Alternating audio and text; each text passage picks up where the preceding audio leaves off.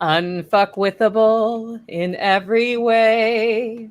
Unfuckwithable. That's John Willis today. Talk to us about your shirt, John. You should do Hallmark cards, the Audible ones. Yeah. And you should do Christmas songs. Unfuckwithable. That's our shirt for this week, and that I think it says it all, right? It doesn't matter what they're doing because we're not doing it. Let them do. I'm not participating in your reindeer games, so nothing you do affects me.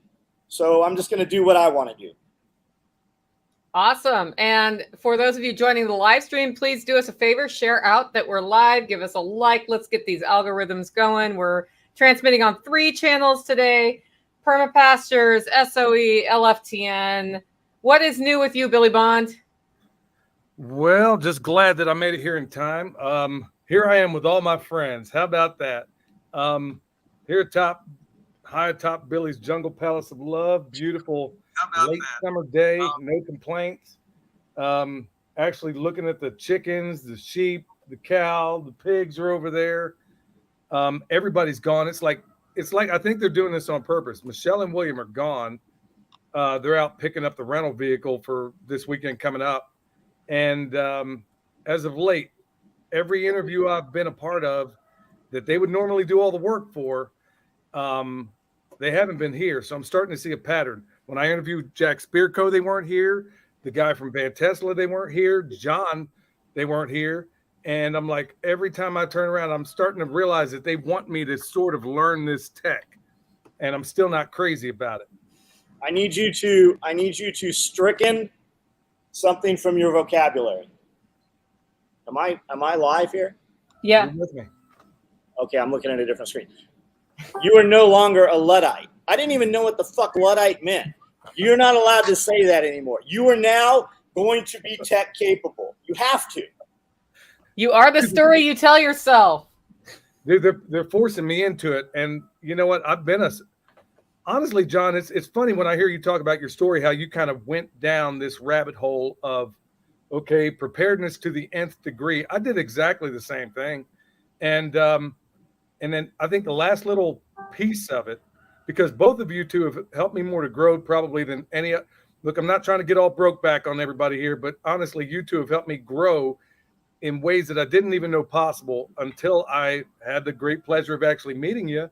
My life's been turned upside down in a positive, in the best way, in really the best way. Business has gotten better. My relationships have gotten better. My health has gotten better. Don't be jealous, John, but everything is getting better because you know what? I now have a new, I now have a new association with people that I didn't even know existed, where it's okay to be a high achiever, where it's okay to be a person that wants more out of life, a person that's okay. And it's really a joy to be around you guys and the people y'all have introduced me to. But the last little thing of all this, John, is getting over being a Luddite, being a willful Luddite. That's the last thing I'm getting over. So the beauty of it is it's all like apps now, right? We don't have to know how to code. We don't have to copy and paste stuff anymore. It literally, if you can play a video game, you can do social media. Like it all is like, it's all the same format of Facebook and Instagram. There's nothing to it. I love the interview with Joel the other night too. Yeah. Speaking of which, weird phenomenon happened with you and Joel. The second you and I started talking about some of the esoteric, things started getting weird. And then when Joel and I started talking about the esoteric, things started getting weird. I'll have to tell you about that in person. I'm not sure I want to say it online here right now, but every single time I decided with you, I was like, okay, I know John can easily handle these topics. And then all of a sudden, weird things start happening that William noticed when he looked at it. And then the same exact thing happened with Joel the second we started talking about that. So I don't know if we're going to get into the esoteric today, so we should be cool.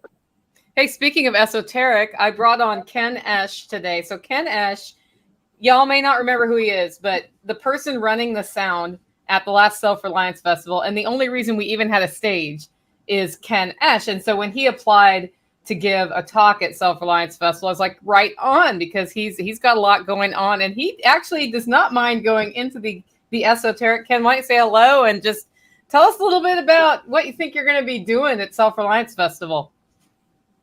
Well, first off, I want to make sure everybody knows, contrary to what John thinks, I'm not sitting on a toilet. This is a stairway that I've been working on. So, I'll be talking at Self Reliance Festival about bridging the personality gap. Because if there's one thing that we've learned throughout the last couple Self Reliance festivals, Nicole's gone a lot into the building community thing.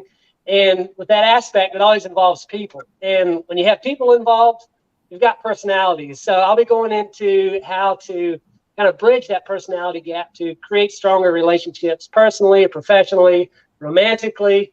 We're going to be talking about all of that. Peopling. Yep. Peopling. Amanda Willis, thank you for liking and sharing. We can always count on Amanda. And Ken builds stuff. His shirt should say, "I build shit." I build shit. You got 10 days to build it to make the shirt, John. Yeah.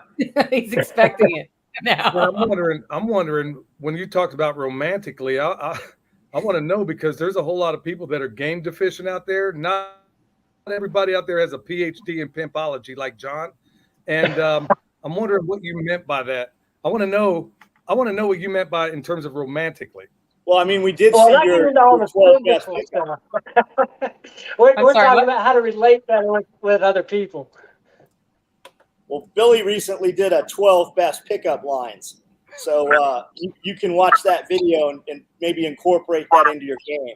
See if you can pick up your wife with one. Hey, there we go. I have to go check it out. Hey, just wait about a year from now. If some of the prognosticators of doom, they get their way, and I think there's a lot of people actually hoping for such a thing. They get their way. Don't worry. Those pickup lines, they're going to work like nobody's business. I don't know that there's people actually prepared that are hoping for that. I know people think that they want that to happen. I guarantee my boy Jacob Herman definitely wants that to happen, and he'll be fine. But I think most people haven't really thought that out. So have what happen? I missed the collapse of society. Oh, collapse of society. Yes. A lot of them are the same dudes calling AAA. Yeah, it's funny because there's a rumor out there that the 24th or 25th of this month, it's going to get stupid. Things are going to be, wow, I didn't know I had a good radio voice. No, I'll tell you, he has a great radio voice. I'll tell you, he has a great voice all the way around. It's bare independent. I sit here and listen to the interview you guys do with this guy. I got to link up with him because, I mean, hey, y'all, I'm going to say it straight, man. He has one of those mesmerizing voices, man, that'll just put you to sleep if you wanted to. I'm like, dude, I know next time I see him, dude, if he's at the Self Reliance Festival, he's a furry dude anyway, dude. If you could probably, he looks like Winnie the Pooh if he took his shirt off. I could probably. He's been working out, man. I've been seeing his workout videos. No, good for him. Dude ain't hard as I'm not saying he's not hard as 3 times 9, but I hear that dude's voice and I'm thinking, man, he really ought to be doing radio work, man. He's just got one of those soothing voices, and his way of communicating is just, I don't know, it just hits you to the bone, man. I'm a big fan. I think with your radio background, we should probably do like a ladies' man broadcast. The ladies' man. Hey, we already got that. Give some young bucks some coaching on what to do because nobody ever told them what to do. Yeah, it's called the Permaculture Pimpcast. It's called Ask. Ask is a good first step, right? There you go.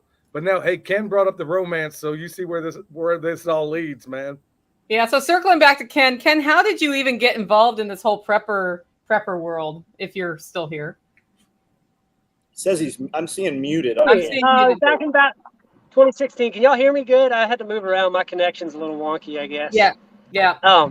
So back in about 2016, I started seeing things going south. I think it was with the whole Malheur Wildlife Preserve out in Oregon was where I first started kind of being like, okay, I was thinking there's going to be a civil war and all that. Started listening to Alex Jones and going deep into that rabbit hole, and moved out to the country in Kentucky. Fortunately, I found a voice of reason, Jack Spirko, who kind of brought me back to earth and learned to just do what I can do. Do what you can with what you've got where you're at. So that calmed me down a little bit, but that was kind of the whole entry into the trying to get prepared space. Awesome. And how long did it take you to go from frantic Alex Jones mode to building the life you want on your terms, or building a better life if times get tough, or even if they don't? I just did the wrong tagline there first. Well, I mean, once I found the voice of reason, not long, because I mean, I knew when I heard it that, yeah, this makes a lot of sense because you're not going to do everything all at once, which I try to do that even to this day. You know, got 27 different projects going, and they're all a percentage of the way done and moving on to the next thing already because I see that next shiny object I got to finish. But once you hear that voice of reason, if you know what it is that you're looking for and the kind of life you want to live, it really does center you a lot. So it really didn't take long to just come back down to earth on that. Yeah, Evan Dixon says that's about the right story arc for the prepper's journey. I came to it from a totally different place, but I'm a girl, so maybe it's just a girl thing. I don't know. But with that said, Oregon kind of is in a civil war sometimes. It has been for a long time. And Alex Jones, most of his shit is right. I'm right there with you. I'm thinking, you know, there's a point where the titration actually has to go the other way, where you're overwhelmed. Okay, so you take me as a former soldier, and then I find out all of a sudden years later that everything I thought I knew was a lie.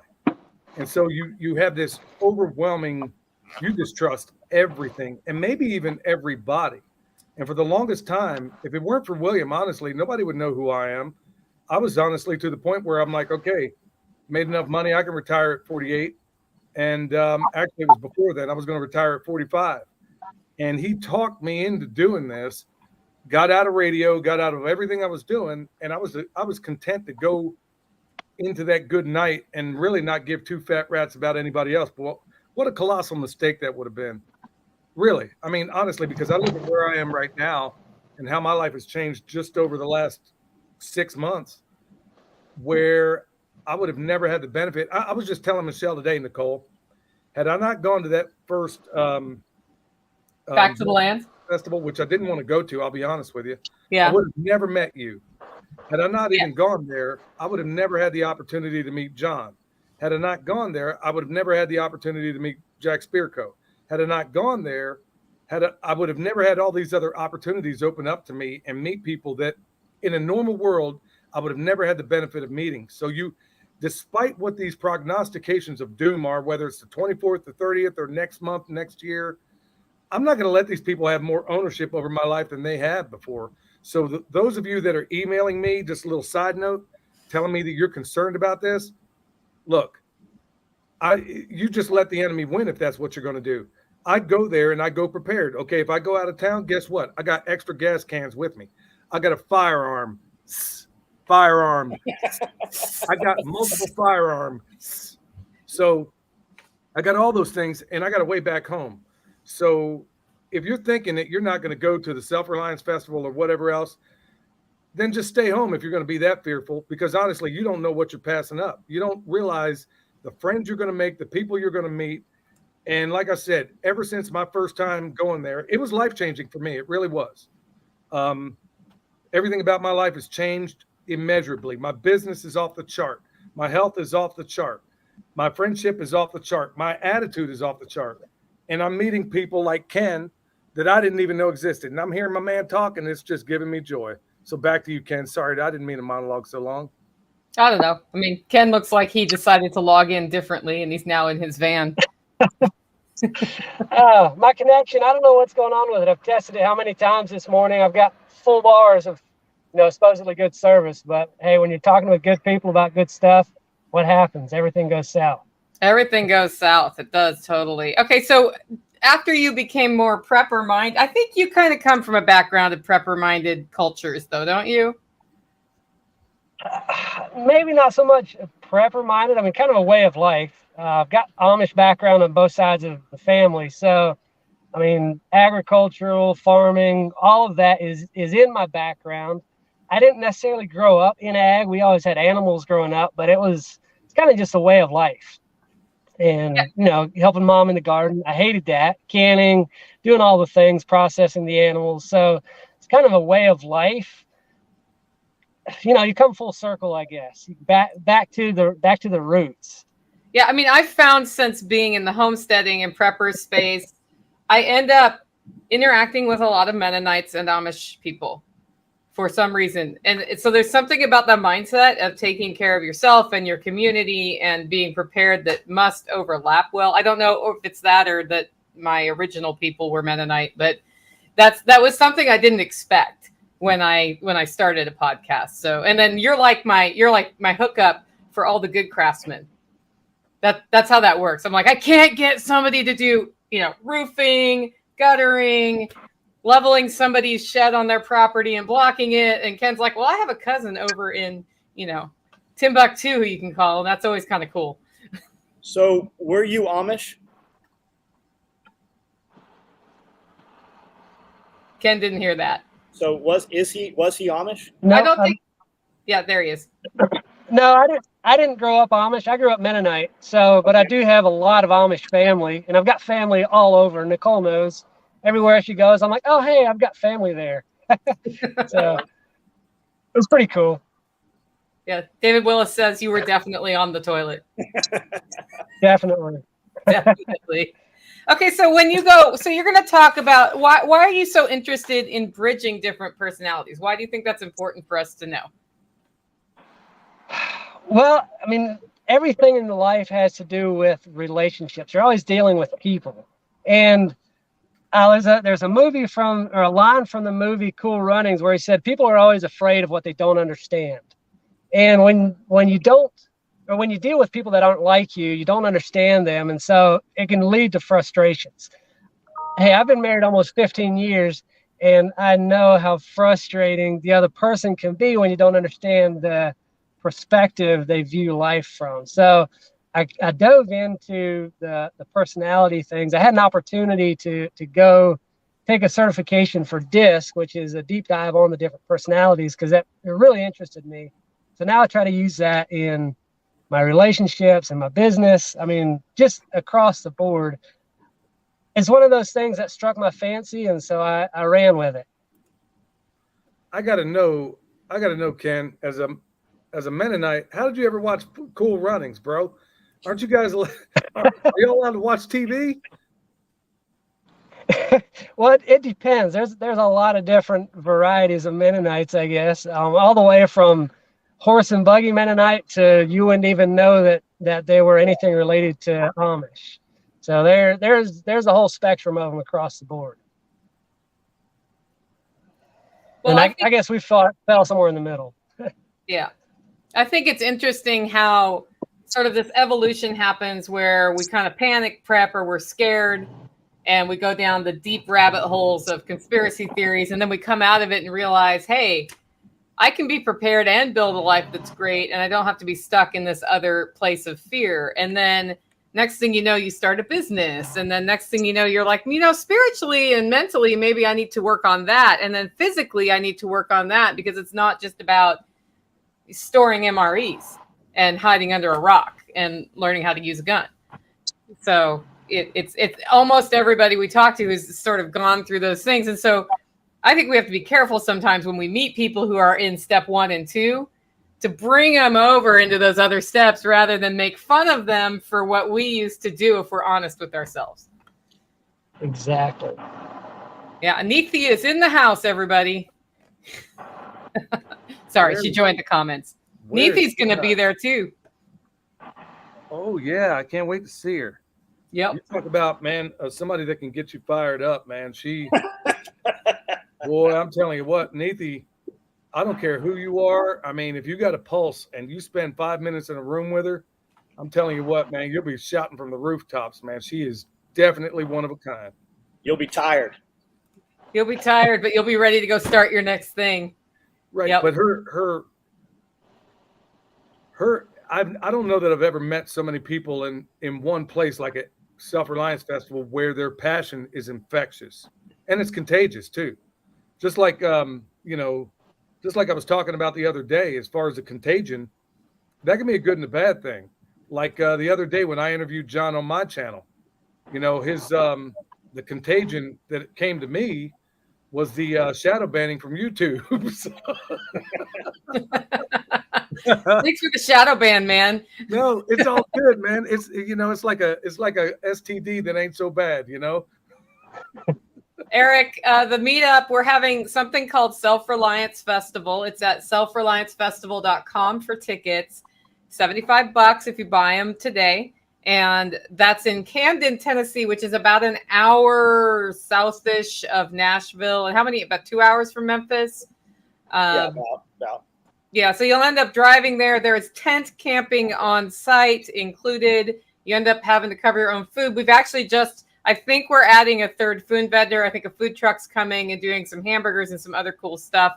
I will have confirmation on Friday about that. They've said they're coming. I just need them to finish signing up. And he said he was going to sign up on Friday. So we'll have all sorts of pulled pork from Andy. We will have sushi and a whole bunch of other fun stuff at Big Daddy's gas station right at the entrance. And then, of course, this new food truck. And the food truck guy talked to Andy to make sure they don't serve the same thing. So there's going to be a lot of variety this time. Who's the food truck? What's their menu look like? What are they? Well, that's what I'm saying. I don't have the menu. I'll have it Friday, and then I'll talk about it. But that's what they're working out to complement Andy. And he said if he can hook into water, it's helpful, but he doesn't have to. And we're planning to put him right next to Andy. We can put him in water. Yeah, I figured. I need to get a couple pressure reducers for your hose spigots between now and then. We could submerge that whole truck. No, I've got some inline chlorine filters that'll reduce the pressure. Perfect. Yeah, Neethi says, Eric, you need to show up, brother. Yeah, and then you need to talk to Neethi for 20 minutes, and you will shoot off into the sky, and then you can talk to Ken about how to do that without annoying people by learning how to bridge the gap of personality. Hey, Neethi, there you go. She's not entirely correct there. She says, I think John Willis makes you more tired than me. Only if you're trying to keep up with him physically. Because I was as tired as all get out. And I'm like, man, I was wanting to talk to John about something.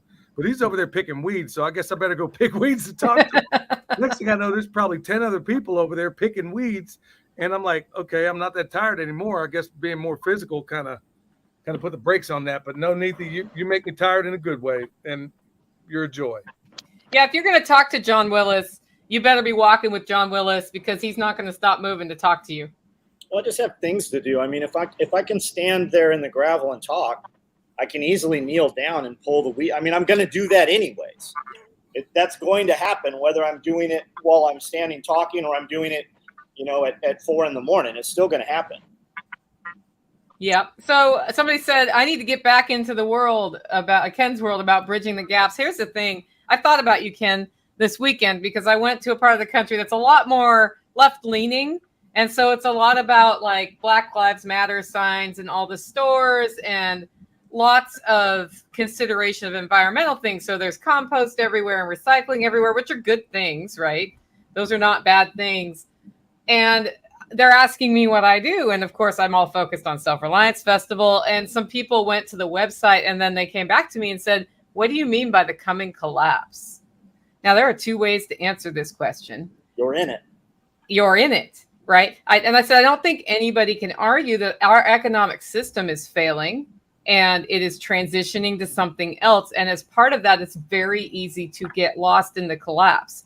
And so what we're doing at Self Reliance Festival is empowering people to develop hard skills and the flexibility to navigate what is happening next. Because it's either happening next year or it's happening within 10 years. But we are in the midst of a time of great change, which is both terrifying and exciting. If you live in the terror through this transition, you're going to have a hard time. If you find a way to find it exciting and go with the flow, which we have somebody talking about flow at the Self Reliance Festival too, it can really help. And bridging that personality gap and bridging philosophical gaps, I think, is an important skill. Because just because somebody doesn't think just like me doesn't mean I can't talk to you or we can't help each other. You know what? Let me just jump on this real quick because you brought up Black Lives Matter. Let me put a twist on that. Black locusts matter. In fact, we're going to show just how much they matter the day before the Self Reliance Festival when we're out there with John. My wife is actually going to be there. And the only reason she's going is because of John's wife and because of Nicole and because of the entertainment that's going to be there. But yeah, we're going to show why black locusts matter and why mimosas matter and why guilds matter and why fruit trees matter all the day before when we're doing a guild class. So John, correct me if I'm wrong, but they're actually going to be getting a 2-for-1 in a class like that, right? Man, they'll get a 10-for-1. even if you have no interest, I know I keep saying this, but even if you have no interest in swales, just to be there the night before, because all the speakers are going to be there. You're going to have access to people that you're going to get, a sliver. You're going to watch a lecture and you're going to get, 10, 15 minutes of time. But coming the day before, you're going to get, we hang out here at night.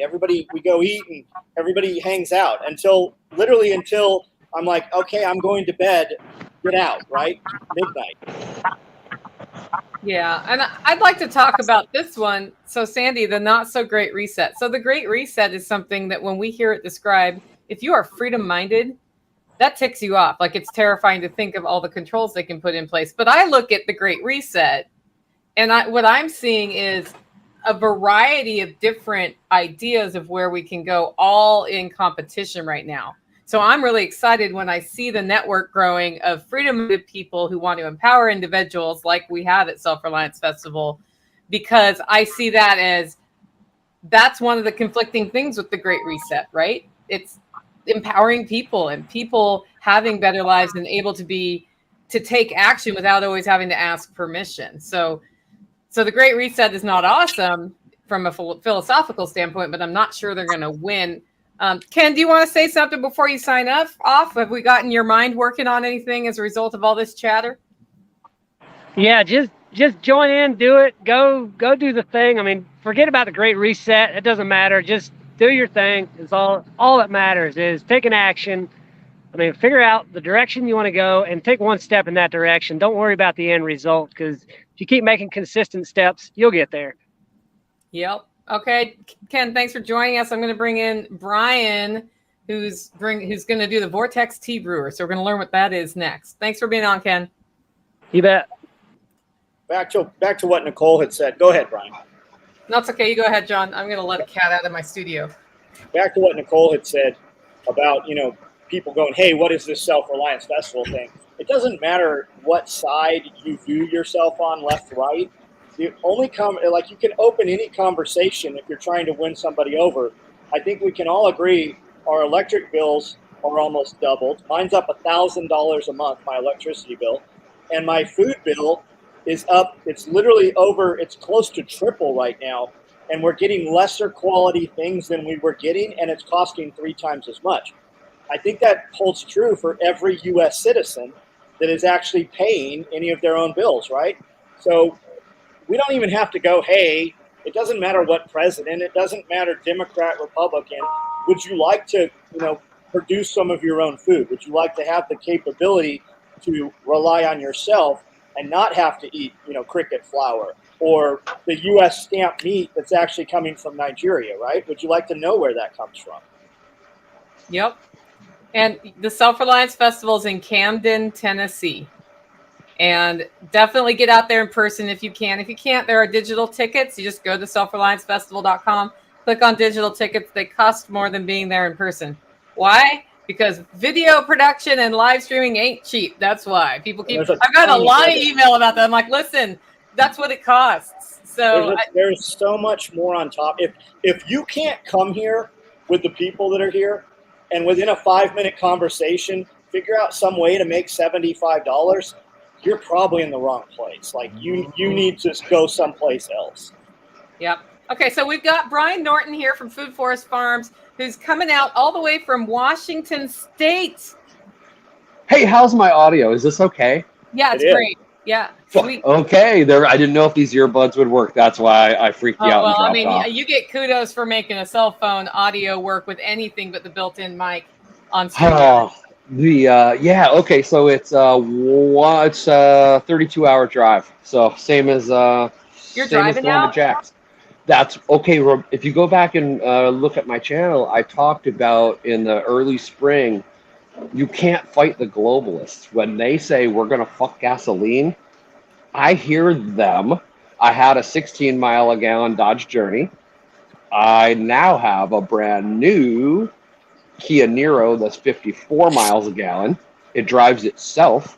So just the gas that I'm not going to pay to come down and back is going to make 3 months of that car payment.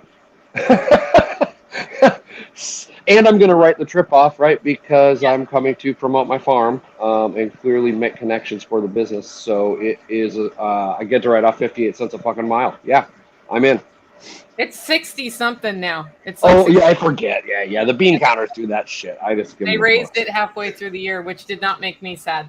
Okay, Well, so you're coming out and you're bringing your house with you, right? You can sleep in your van, but you can also hang a hammock at the compound if you want to. the hammock off the back of the car is great. Yeah. I am going to, so I'm going to stop by the last Home Depot on the route and pick up all the parts for this Vortex tea brewer. What is Vortex tea? Tell us, like, a lot of us don't know what in the world you're talking about. Okay. So this is so perfect because John's planting swales, right? And you guys are doing a fruit tree thing, I think, planting the day before. This is, okay, so they all swirl together. Korean natural farming, right? Kind of where you're making compost teas from the natural environment that's currently around your place that's doing good. So you just make more of the doing goodness. But how do you make like a million X of it for damn near free? I used to do commercial growing, you know that, and I judge the business on the net fucking dollar, not the gross, not the net, right? So if I spend zero on inputs and my gross, right, it becomes my net. Or I can go buy the Holland finisher fertilizers, right, and spend 6 figures on fertilizer, and then my net is, like I get skinny for a reason. So how do you do shit, right, and let nature do it, and let time do it, let all the shit do it? Just like, hey, that works. Let's just add a little bit of creativity to the system and let them all just times a million. So it is a tea brewer to brew whatever, like the commercial guys, right? They'll throw NPK shit in this and just hyper oxygenate it so it just NPKs their shit faster. Yeah. Whatever, you could do that too. So a tea brewer thoroughly mixes your chemicals or your whatevers together and makes if you think about a vortex, like in your bathtub when you flush the toilet, whatever, think of the surface area, a 3-foot circle, right? Now punch a hole in the 3-foot circle, 3 feet down. You could literally stick your arm in the middle of this thing when it's spinning to the bottom and not get wet because it's a hole. Mm-hmm. So you now have 12 square feet of surface. You got a 16 or 18 square feet of surface area or some shit like that instead of like 4.5. So, and it's all moving. And the commercial ones use electric pumps to pump the water through, right? So you got impellers. So if you're trying to do anything living, when it goes through the impeller, it gets burned or sliced or chopped or killed. And then you got dead bits floating around, which is great for farming too, because everything lives on the dead bits. But if they don't die sooner, if they die when you want them to, you can grow so much more of them. So this air hose right here is a high pressure hose to just an air pump, right? So you got a drain in the bottom. Water goes both ways. Right before it goes uphill again, you put in a brass fitting and inject high pressure air. The air goes up the tube, and when it flunks itself into the container, you put little 90s on so it goes in a circle. So you're just helping the vortex start, right? Sucking it down the bottom, out the sides, up the thing. But the water just rides up on bubbles of air. So when you throw a nylon stocking of worm castings, a handful of your natural near forest, dump a pint glass of unsulfated molasses or some other sugars in there to give the little creature some go-go. In my climate, I chuck a fish, 300-watt fish tank heater in here so I can keep it 75 degrees or so. But down there, you guys are grow zone. So yeah, we plug her in, we let her run for 24 hours or so. We'll know. It'll get all white and frothy, just right? It's all the life growing. And we stick it in whatever. You water with it. I stick it in high-powered sprayers, right? Mm-hmm. Spray it on. So if you inoculate your fruit trees with that before they set bud, when the leaves come out, and at the end of the year, basically, if you've known anyone who's ever grown mushrooms, right? There's fungus in the air all the time of all things. Once you got a sterile substrate, something's gonna grow on it. So the thing is, if you put the good thing on the trees directly first, the bad things don't have like places to lock in because the space has already been taken. Okay, I got a question. Oh, go ahead. Okay. We're Sorry. gonna foliar feed it. You're gonna wait until hot day, end of the day, just as the sun passes. We're gonna spray all the foliage, and the plant is going to absorb it straight into the plant. Yeah, and you're gonna you're gonna get a lot more benefit out of it than even watering it. So yeah, when you look for foliar feeders, when you're gonna go buy a sprayer, spend the extra money. The sprayers that do fogging, they actually get to like half micron particle size. Mm-hmm. The difference between a water droplet and a fog particle is immense. The surface area touching the leaf is like times 100. And if you say you were a nasty farmer and you were going to spray death juice on the bugs, and you use a sprayer versus a fogger, the sprayer particles are so big, the bugs just dance in between the death juice and they don't get wet. So a little soap in when you're going to spray it through the fogger, and then fogging it puts whatever you're putting on it on every part of the plant. How bad? So there's a question here we'll get to, because I think this is for you, that question. But how badly does that clog if you have crap in your water, the fogger? You got to pre-strain it. I mean, so that's why when I put the stuff in mine, I use an old stocking, like a lady's hoe, and literally just hang it off the side so when the water splashes in, it just runs the thing around and it doesn't let the dirt get into it. You can make these as fancy as you want, right? It's 1.5 inch PVC, so you can building this again, probably putting a hose bib in line real low on the thing. I got a question. Yeah. I got a. We've not met before. I'm Billy. I love your stuff, Billy. Oh, thanks, man. I got 2 questions for you. Number 1, who's your inspiration for that, for your device there? And also, can you tell me again what you intend to put in that thing? You said compost, or was it casting? Okay, so we fill it up with rainwater. Well, yeah, because I'm a natural farmer. I'm a permaculture farmer. I don't spray. If I can't drink it, I'm not going to spray it on my shit. So I just put rainwater in it, and then a lady's stocking with a handful of worm castings. You organic from a bag, or if you got your own worm farm, a handful of local soil from hopefully some under some trees, forest soil in the stocking, right? 1 pint glass, so 20 ounces of unsulfated molasses. You can get gallons at Costco for $9. Or like I think horse people got that. Yeah. I'm not big with animals yet, but I think don't go buy it at the grocery store is what I'm saying. Yeah, you just need sugars, and I don't want refined sugar getting sprayed on my stuff. So unsulfated molasses. Yeah, you just you're creating an auger, right? It's just sugar water for the bacteria that you chose to put in here to go. And worm castings are the shit. Okay, are you bringing that out there to the Self Reliance Festival? I'm not bringing this one. I'm going to stop by the last Home Depot and pick up all the parts. And that is my demo. I'm going to just build one on site, and I'll sell it for the cost of the receipt of the parts. How long does it have to brew before it's ready to applicate? It's all based on temp, right? Stuff grows exponentially faster. So if you can keep your water 80 degrees, you're probably 12 hours. If you keep your water 70 degrees, closer to 24. It's just you want to spray when you have maximum life, right? Because you've created the most amount of creatures you're going to create. Then they start predating on each other.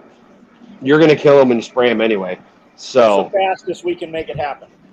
No, we're going to do it at your thing. I don't know when you scheduled me. I haven't looked at that yet. If I'm doing it Friday, we're building this thing, then we're going to fill it up and do the thing right. We're going to turn it on. Then Saturday we're spraying. I'm just wondering, well, there's just there's part of this conversation I guess we got to have offline, Was your Oh yeah, or spray it on some test grass. How about mark out some grass in your field? No, That's what I do for the hippies out here with that have the salmon stickers. I like spray their front lawn so they don't have to have ChemLawn do it. No, it's all good. It was just one component of what you're using there that I don't know is going to work out well for what we got going in the food forest. I mean, I like what you're doing there. It sounds like a great idea. Or just take leaves off what you're doing. You know, whatever's healthy. No. If there was just one little thing, if you're okay with it, change whatever. I'd like to change. What do you got? Come on. Well, because we're looking for a fungal mix, and when you put molasses into something that's intended to be fungal, it's actually feeding your bacteria. Now that can absolutely work, but in what we have set up there, it's going to be fungal dominant. So what I'd like to do is bring a little mixture that I put together. It'll be fed with essentially fungal food. Perfect. But the only thing I'd like to do, if we're gonna use it in the food forest, I want to keep it exclusively fungal. Whereas in a garden or something like that, we would want it a little more bacterial. I'm sure you understand all this. Yeah, that's awesome. Yeah, you're in charge of the trees. You use it how you want. I'll have it done by Friday early or whenever. It's a fantastic idea. I do my version of it, but yours is a much more advanced version of it. I just saw how much these cost to go buy because I was like, okay, I need one of those, and then I went to go buy one. Holy fuck! They're like $900 to $2,000, and they're ridiculous. It's so much shit you don't need. That's why I can't wait to see this thing in action, because what you're describing there is really a game changer in terms of how these things, because you can't even touch a commercial one for any less than thousands and thousands, and it sounds like you have a much better version of it. My cost is free. I just want to see it in person. I'm excited about it. It should greatly speed up the comfrey team. Oh, it's anything you want to just make stuff grow. And you got people around to like helpfully do it on a schedule. Yeah, just poof. I get lazy. It just sits in the corner sometimes. But so I'm seeing who's lurking in the green room right now. We're talking about rum in the comments. So whoops, make rum out of it. Put our healthy hats back on. Anyway, so there was a question earlier, Brian, that I think you could probably talk to because you're also in the crypto world. And David Willis was asking about CBDCs. What are your thoughts on centralized digital currencies? I thought that was a CBD question. I was like, sweet, go to my website, cannabinoidnaturalfoods.com. Talk about CBD if you want. No, I'll talk about them both because they're both, okay.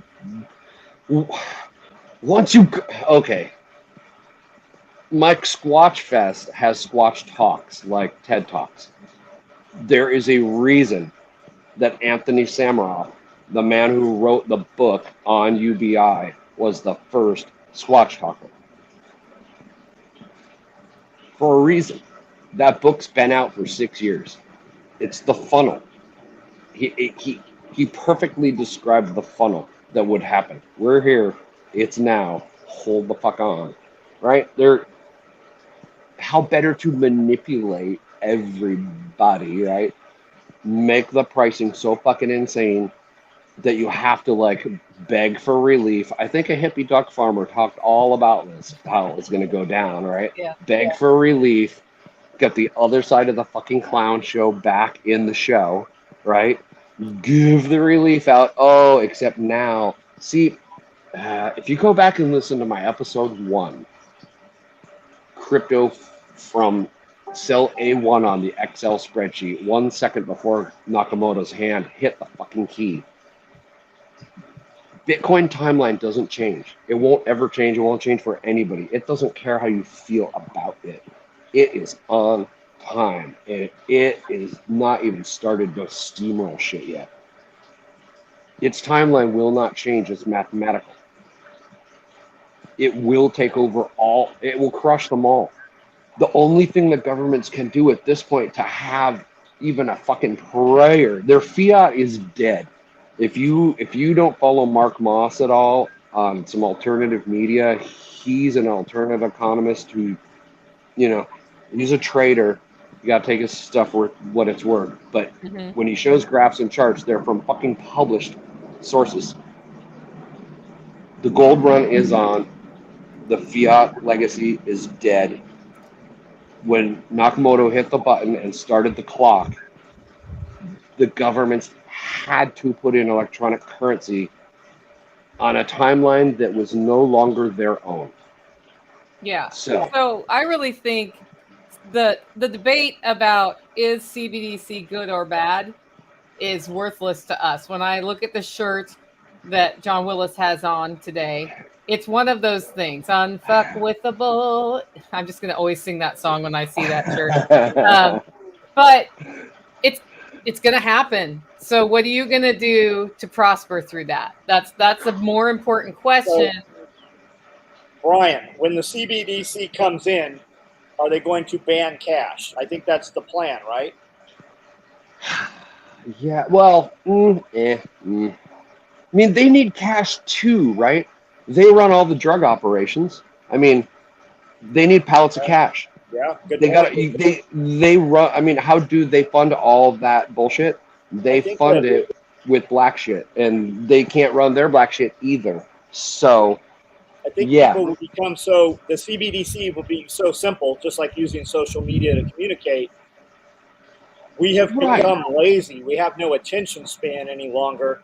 So they'll just turn people's shit off. I think that's another big aspect of it is with your social credit score, we just turn you off and now you can't go to these places any longer. In a lot of places, you're already seeing them self-govern themselves. Starbucks, no cash. How long till Walmart? I mean, you saw Walmart say no cash during COVID. oh, I went off on them the other day. I pulled out a bill. I was like, hey, look, you motherfuckers! It says right here, all debts, public or private, except in your fucking store. Like, who do I give this goddamn money to? Like, no, I don't want to be scanned for whatever. Here's my money. Oh, yeah. No, it's there. We're there. Yeah. So no matter which side of it you're on, whether you think it's good, bad, indifferent, you need to have that conversation. How are you going to do commerce?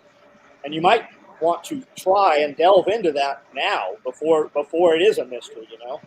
Yeah, Right. I think it's great to learn because the one thing they doesn't look, I can't see how they're going to take over Bitcoin or take control of Bitcoin at this point. It's like a horse that got out of the gate too fast. It's gone too far. So why not learn how to use it, how not to lose it, how to back it up, and have a little bit of it somewhere so that if the centralized currency turns you off, you have an underground economy that you can operate in. Better Yeah. yet, have a lot of it in multiple different places. Yeah. Right. Yeah, Chicken Joe and I just had our first strategy meeting. I'm like, okay, we've been taking this for enough time now where we got to think about, like, it's the coming down's coming down. Like, how are we going to, like, where to put it? Third party, three keys, any two, got to have separation. You can get grabbed. Hey, I mean, getting grabbed in the future and a gun put to your head for the fucking 12 words is a real thing. Well, it's already happening. Right. So if you don't ever have the 12 words, it might be a better thing. What 12 words? Yeah. Or 24 words or whatever. But yeah, so yeah, starting to think about securing your own shit. But don't be afraid of, you're right, good and bad, right? Light and dark. Don't try to be out either. Just ride it, right? Things are what they are. That's why I changed my car when I did, right? They're like, hey, we are telling you, we are going to make it hurt to drive gasoline shit around and move around like that. So I can be pissy, or I can say, hey, I've destroyed this fucking truck. Let's go upgrade, but I'm gonna, like, get the thing that will get the fucking job done. Man, I'm looking forward to meeting you. Man, Yeah. back here. He roasts some pretty good coffee too. So we're gonna have 2 coffee roasters at the event this time. I bet Yeah, I don't think he's gonna be roasting out there, but I gotta close. Okay, so I'm closing out these shirts. Well, it took me like 5 years to have them made. I saw them at a Fish concert in Chicago, but I couldn't get over the wall to the dude whose shirt it was to find out where he bought it. I'm a horrible artist. Horrible. I can't even draw stick figures. It's bad. So I finally was on my 3rd artist, and this gal down in Portland just nailed it. Oh, Entheogenics Medical Division 420 on the front, so it looks all prim and proper, and you get a lot of first responder thank yous. And then they turn around and they see the back, and it's the oh yeah, fucking A. Oh yeah, it's my drug war. Oh yeah, it's my drug war vet shirt. So yeah, I'm closing out the Desert Tan, $20. I'm bringing everything I got. Can get one off me in the parking lot. They start great conversations though. Great. I quit corporate bullshit life. I gave up the biggest building in the. I had the biggest office. They came in one Monday morning after a board meeting, and there was literally the telephone sitting in the middle of the office, attached to the wall by the cord, because it was my fucking furniture. They had never seen a board member evict themselves. Oh, I was like, yeah, I wasn't fucking kidding, guys. So yeah, you know what? I started to grow weed to like work with cancer patients, because Washington State made it legal, right? The man hadn't yet, still fucking hasn't. And I was sitting in my little home office like 4 weeks later that I built for myself, that I was just in love with. And I remembered Spearco just fucking railing that day, just going off about not being a pussy. Boom. Oh, my ex came home. I was like, baby, I'm going to grow weed for cancer patients. And yeah. Now she's your ex. Like 6 months later. Let me point something out here for anybody who needs to hear. Last event, the state troopers were out here kind of rousting goers.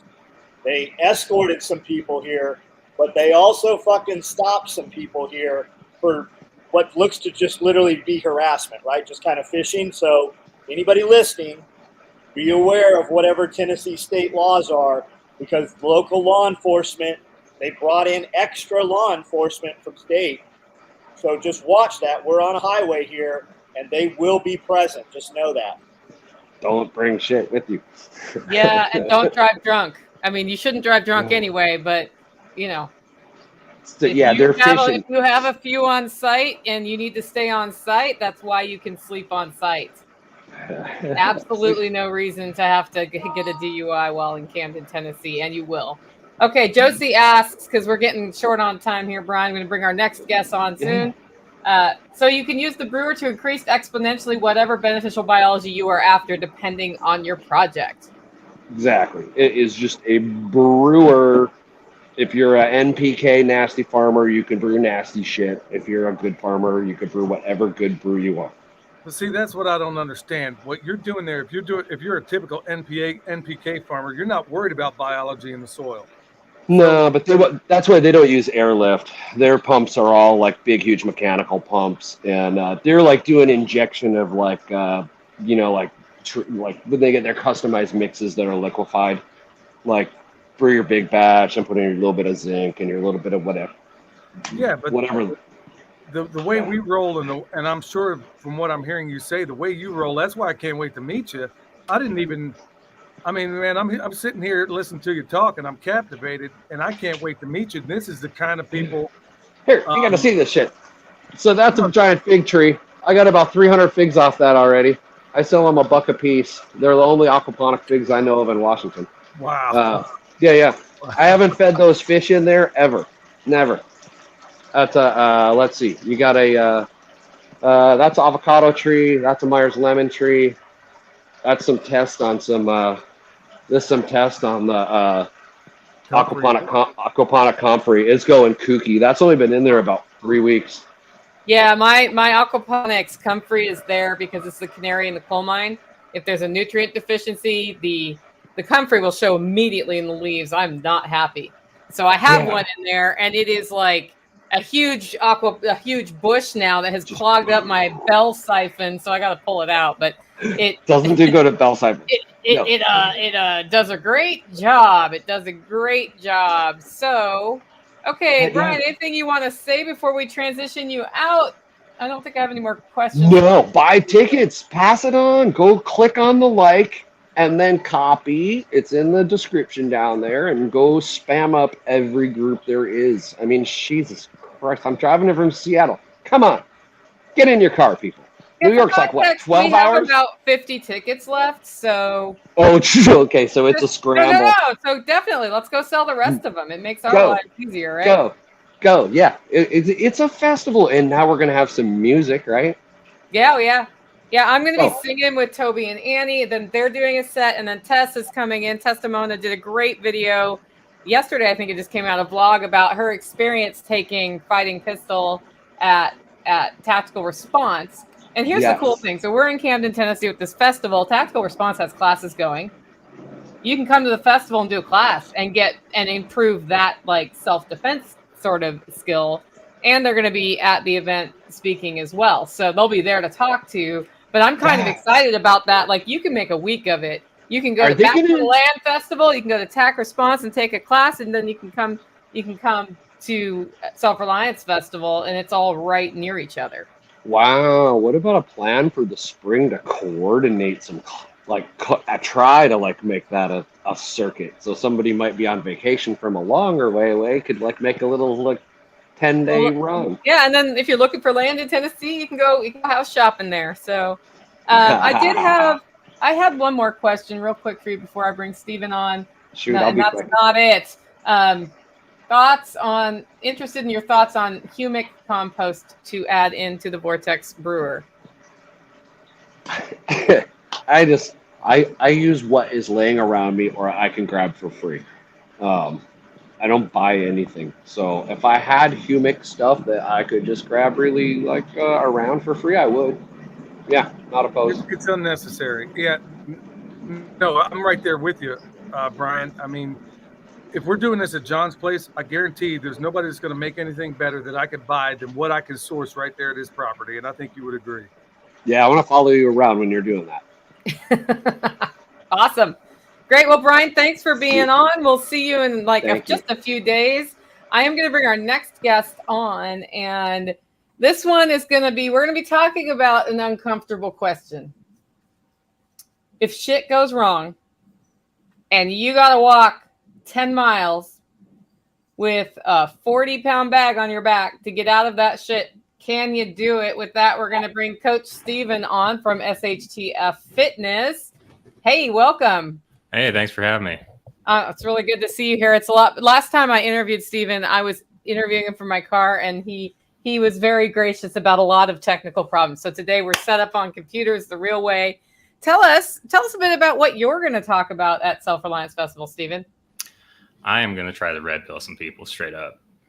Yeah? What's that mean? We're going to talk about your lack of fitness, your lack of preparedness in that regard. I'm not going to pull any punches. We're going to get real. I met a lot of fine folks at the last Self Reliance Festival, and it was a great time. But there are also a lot of people that struggled to stand up. He was like, John, you're kind of chubby. No, John, look those guns on John.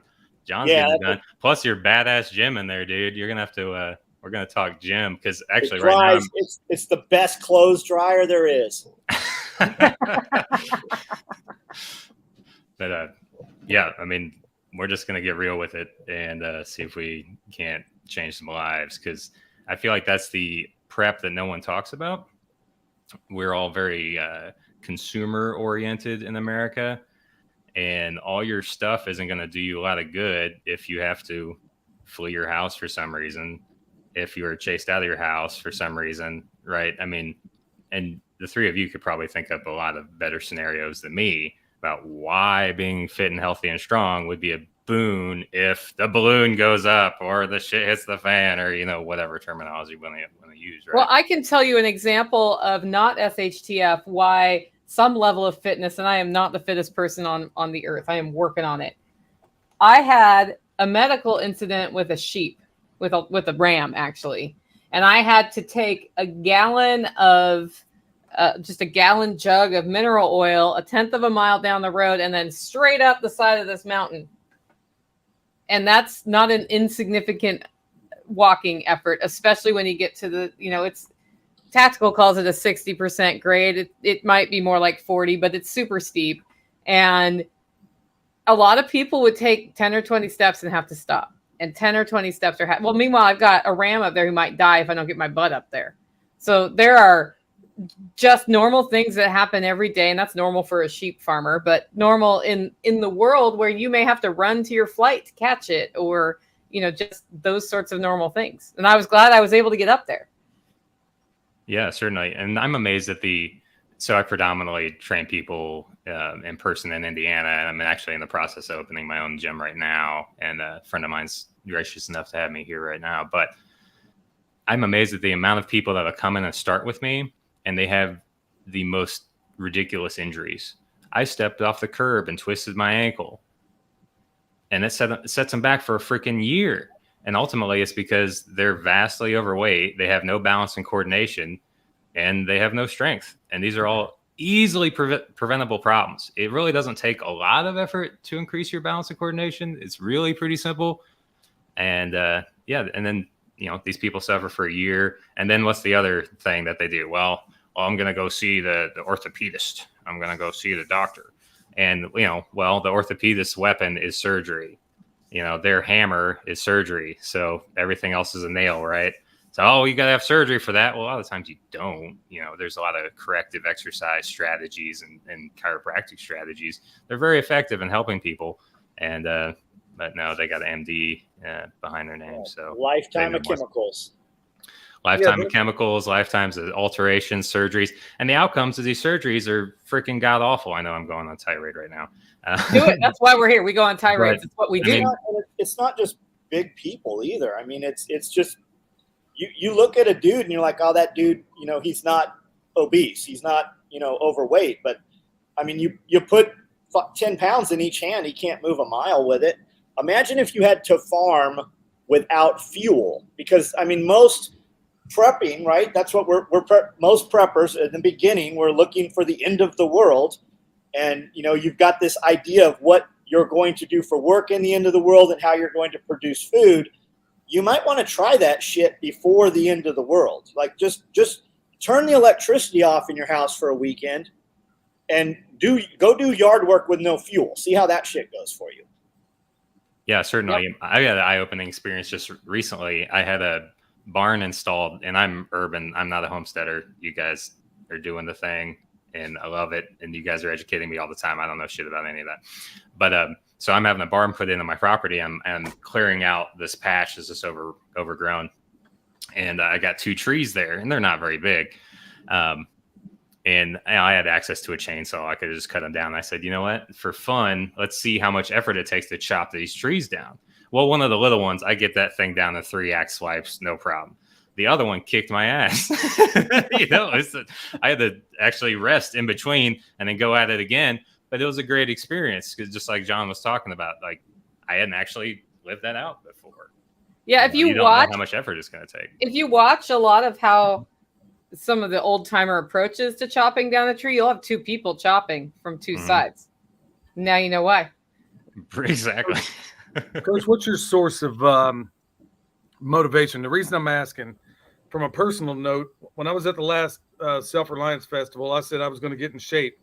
Well, then I was doing a live stream with Nicole and John said, look, I'm going to paraphrase, but he basically said, dude, you show back up here looking like Jabba the Hutt, I'm going to dog you out in front of everybody. The second we got off that live stream, dude, I was putting foot to bed. You don't know it, but I'm up in these mountains.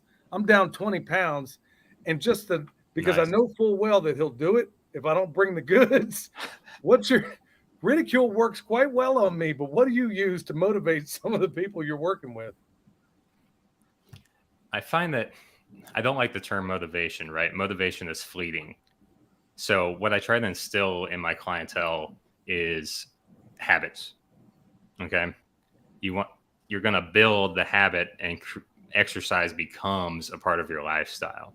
As you can be motivated, like, hell, you'll be motivated after, speaking with me right now, right? You're going to go exercise probably tonight, tomorrow. Well, that might last a week. And afterwards, you're going to say, well, life happens. I've had a rough day. I'm a homesteader. I exercise, just living every day. And that motivation is gone. So it's more important to dedicate a time and first just be honest with yourself. And that's what I'm going to go with in one of my side Johnson on the talk. at SRF is be real with yourself. How much time can you dedicate to exercise? Start there. Then, okay, how many days a week can I do that? More is better, but be honest about it. And then build it out from there, just like you're trying to structure anything with your business. And that's going to lead to success rather than just waiting for when you're motivated. You know, one of the best pieces of advice I got when I was at the most unfit I'd ever been in my life, and I walked into a CrossFit gym, which I know CrossFit gets bad raps for injuring people. This one was very good at not injuring me. And I was traveling all the time. So you're exhausted when you take a flight and you get somewhere, and then you're working the whole time, waking until nighttime. And the coach is like, listen, all I need you to do is give me 10 minutes a day while you're out of town. I will send you workouts you can do in your hotel room. Make the 10 minutes happen, or you're never going to get over that. And that was helping me establish the habit, no matter what, do something every day. And that was one of the corners that helped me change some pretty bad habits. It's not just doing this farm work, though, because honestly, some of the worst people in the worst kind of shape, Bobby Spags on here could vouch for it, are some of the people in the homesteading world. We knew a guy in the Kansas City area that basically ran the preparedness group over there. And I'm not kidding. The dude was at least 500 pounds on one hoof. And a scooter with oxygen. Yeah. I mean, Wow. This dude was every bit of 500 pounds. And we went on a ruck march one day, and it was only like a 5-mile march. The dude hit the ground, nearly fell off a cliff. And I mean, that's a whole story unto itself. But just having this lifestyle doesn't necessarily mean you're healthy.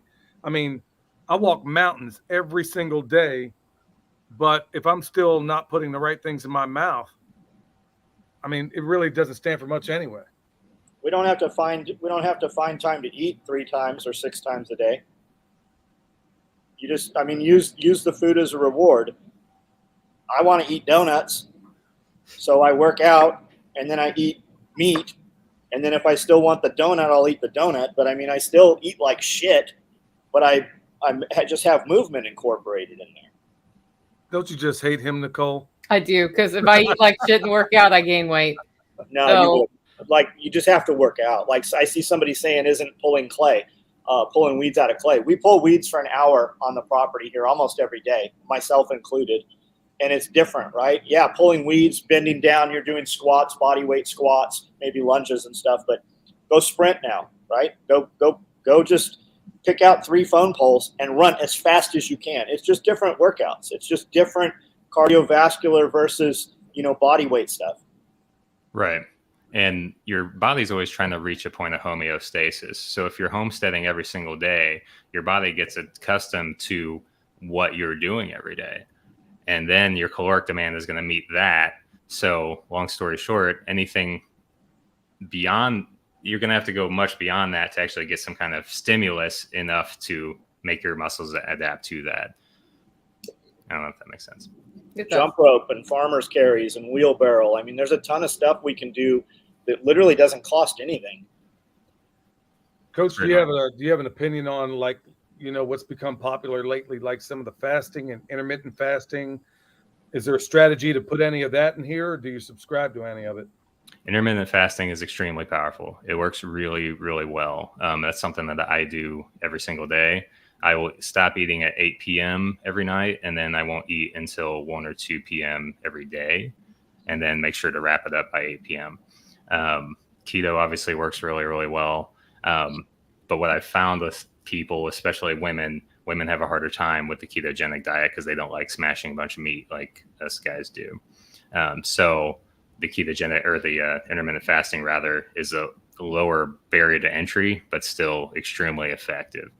I mean, I like smashing some meat. Well, you're a rare bird.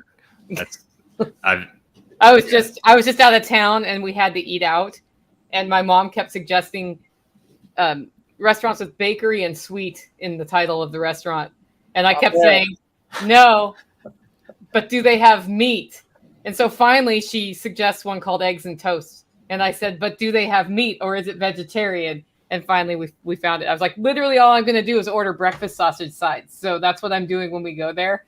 But I think that was a hard thing to learn how to do, because we've been taught you have to have like your carb and your vegetable and your meat, and it all has to be balanced. Nope, you start with meat, and then if you're still hungry for something else, I do eat it. But yeah. Coach, I got another question regarding that. In that eating window you have there, do you pretty much eat as much as you want, or are you still rather regimented, or are you pretty fastidious about what you eat within that window? It depends on where you're at in your journey. Personally, my first meal of the day when I break my fast is a ketogenic meal. I make a 4-egg omelet every day, and then I have broccoli with something to dip it in that doesn't have any sugar in it. And that's meal one almost every single day. And then the second meal, my dinner, anymore, I eat pretty much whatever I want. And I can still gain or lose weight just by modifying that, and I still feel really good. Now, when you first start it, I would just recommend sticking to your normal diet, because again, we're trying to create habits and not stay motivated. So the easier way to do that is to change one thing a week rather than trying to overhaul your entire freaking life in that week, because it's very unmotivating. It's difficult for most people. Some people can just go ahead and do it, but after a week or two of that, a lot of people say, hey coach, I can't do this anymore. This is shit, because they haven't actually made that a lifestyle change and made it a little more sustainable, a little easier to drink. Yep. But the intermittent fasting is really huge. I mean, I feel way better doing this way. And I would say this is the only dietary intervention I've seen always work. I've seen a lot of people fail keto, not because keto is bad. Like, we know it freaking works. It's just people have excuses. People don't do it correctly. They eat too much cheese or whatever, and then it doesn't work. And then they blame the diet and they get frustrated and they never want to do it again. But since intermittent fasting is both so powerful and easy, I mean, it just works like gangbusters. So now we have a question. What is keto? Keto, it's high fat diet. So you're switching your body over to running off of ketones rather than glucose. So your muscles store glucose, your liver does too. It fuels our system, and your mitochondria use that for energy. So ultimately, you're changing your body to, rather than run on glucose, it's going to run on ketones, which your brain generates through your fat. Very long story short. And if you ask Dr. Ken, he'll give you a much better explanation than me. Well, so at Self Reliance Festival, Dr. Ken Berry will be back. He will be talking about the proper Humic diet, which is a ketogenic diet. He actually has a scale where it kind of goes through paleo all the way over to people who eat grains, and he's like, it's a spectrum, so you have to find where your metabolism is on the spectrum.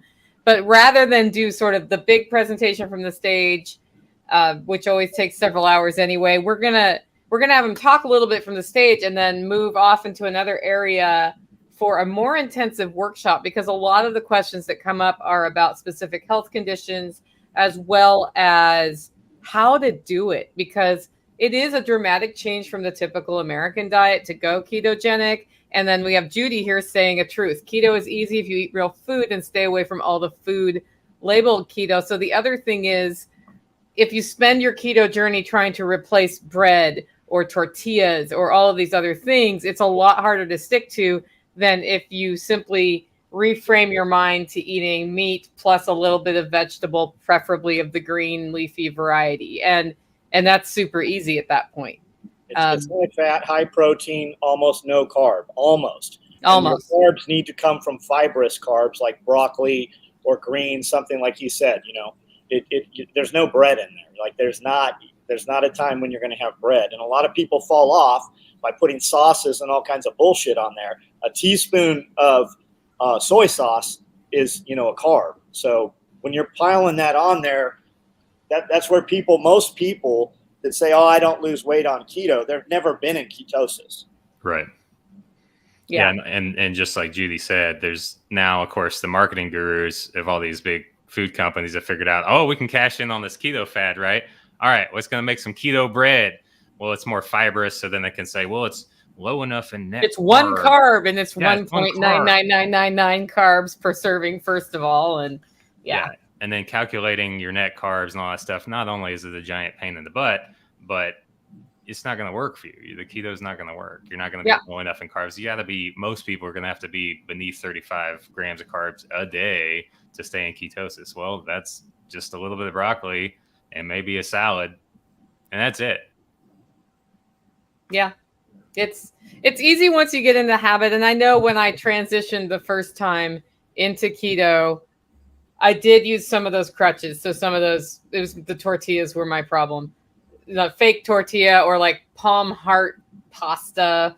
But I did that for a period of time while calculating carbs with an app, which, as you've said, is a huge pain in the butt.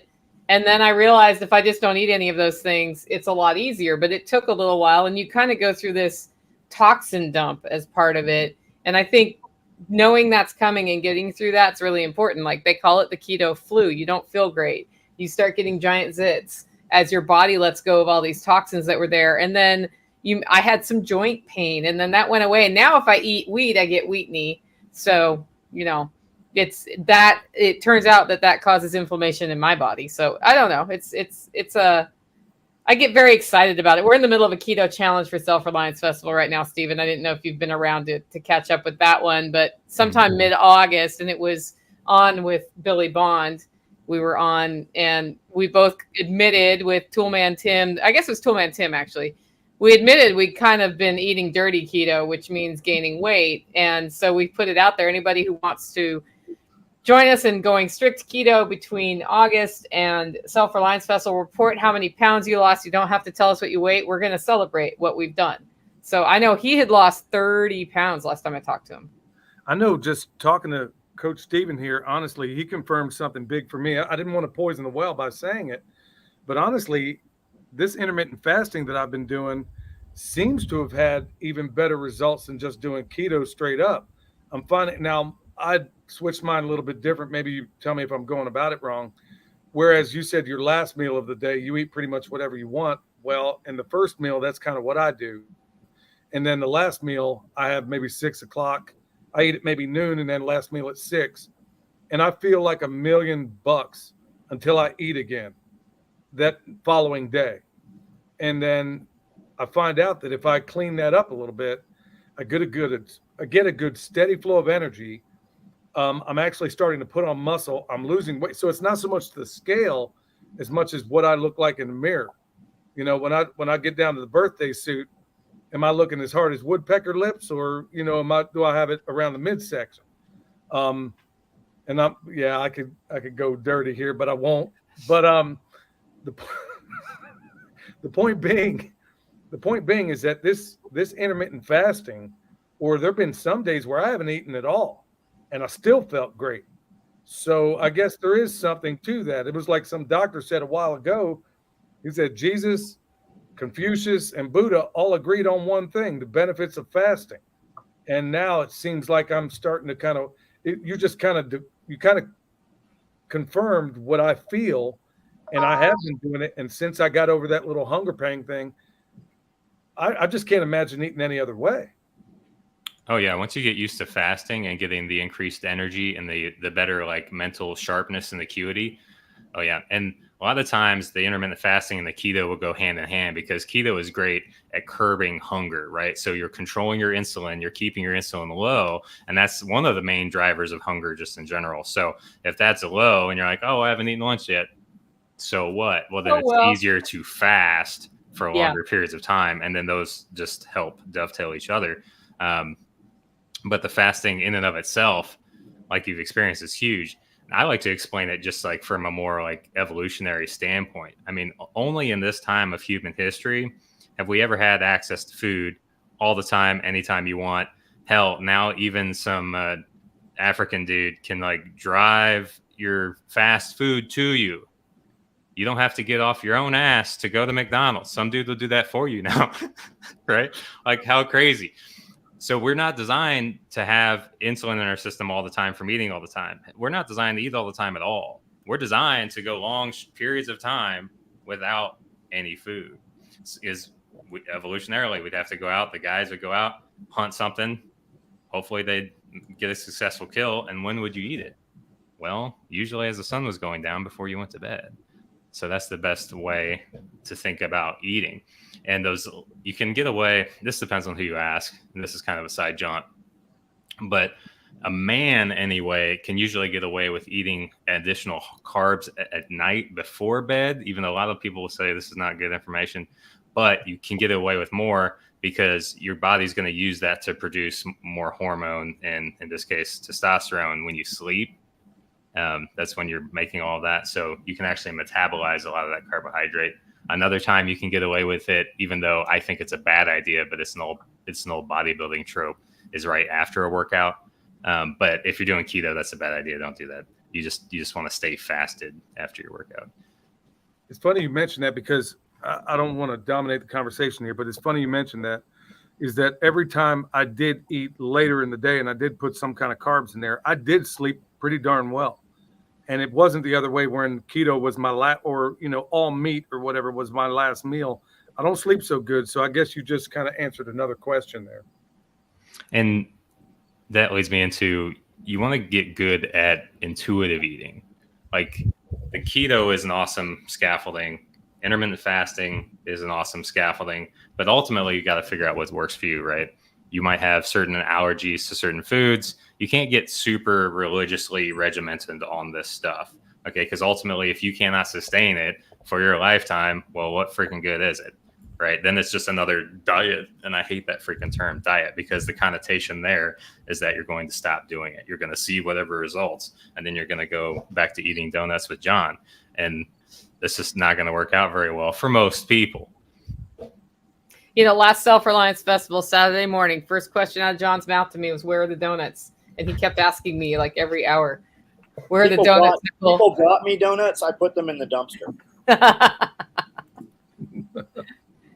So know that, guys. If you bring donuts, they might end up in the dumpster.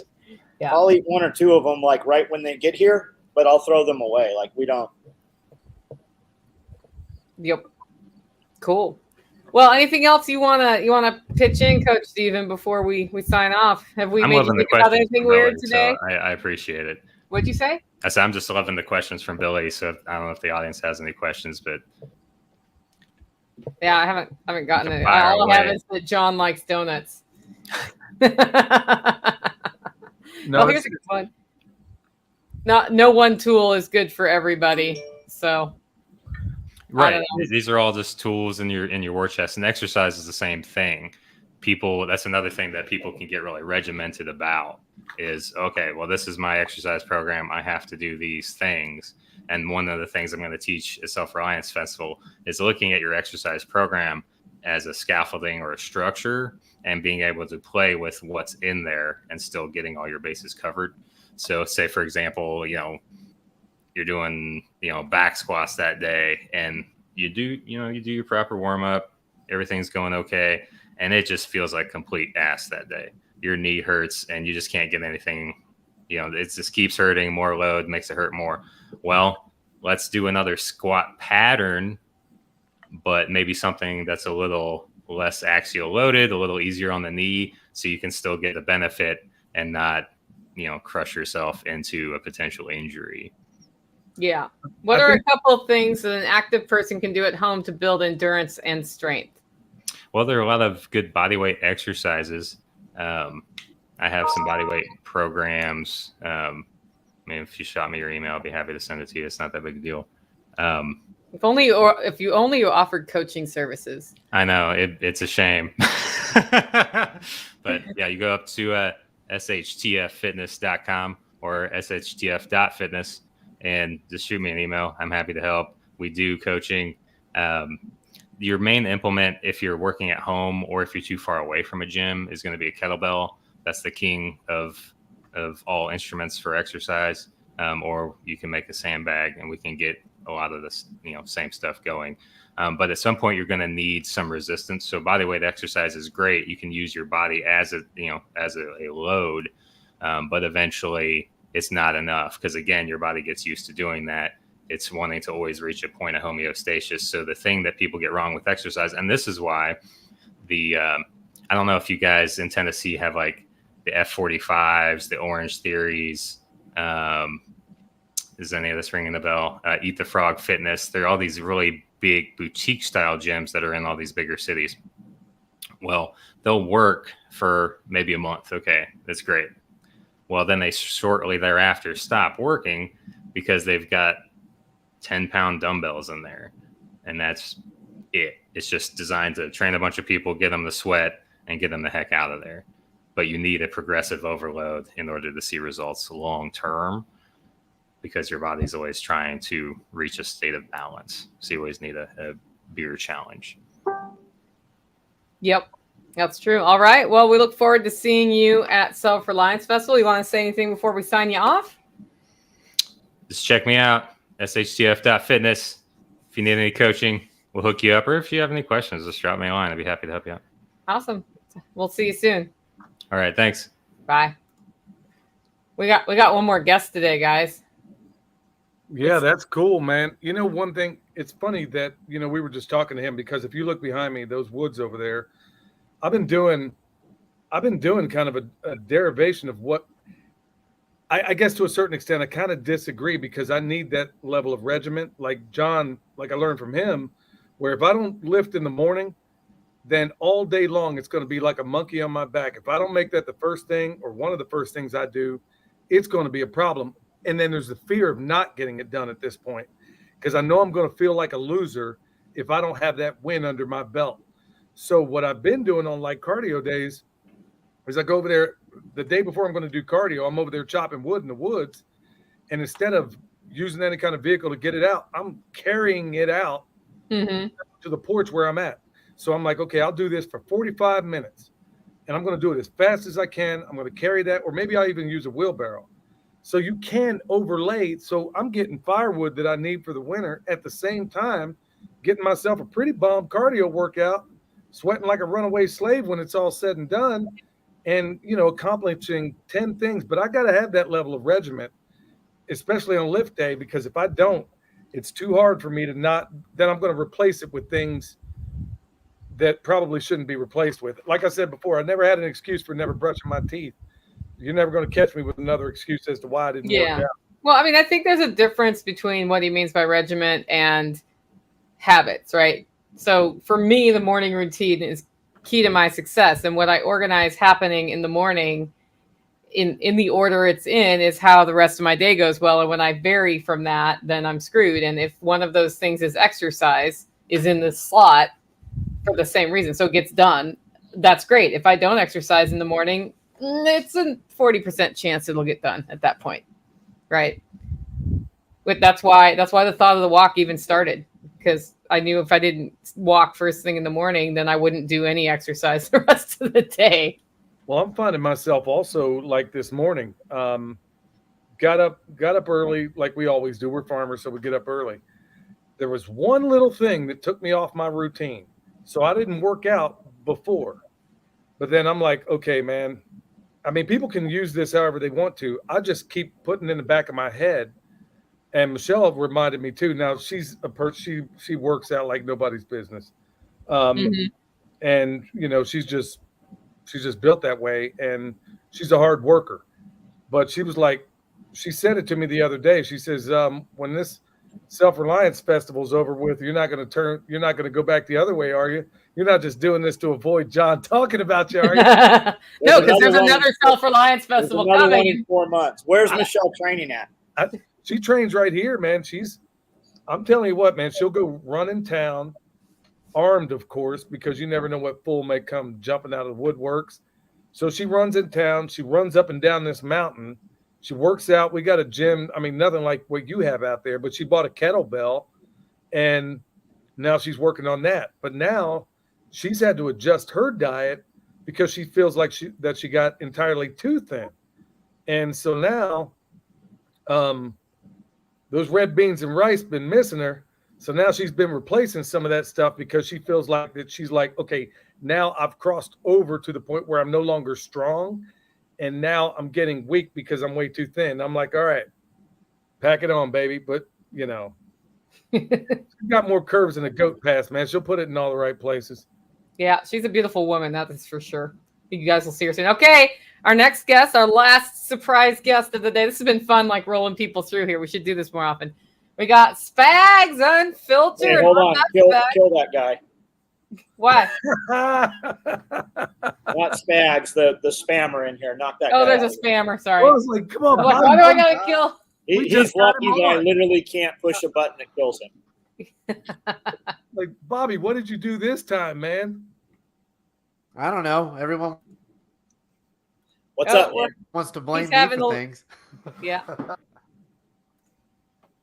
Sorry, Is my video real choppy for you yeah, guys? it is for some reason. It's like your internet's,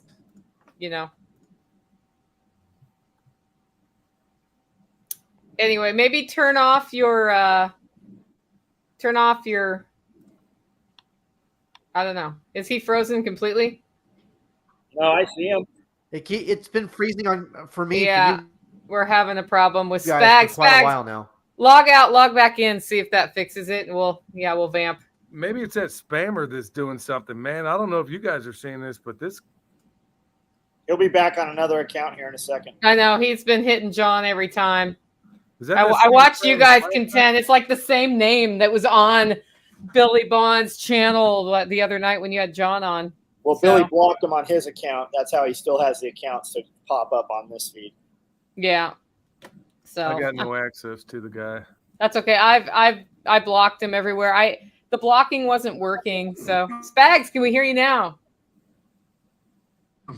No. Okay. Here's what we're gonna do.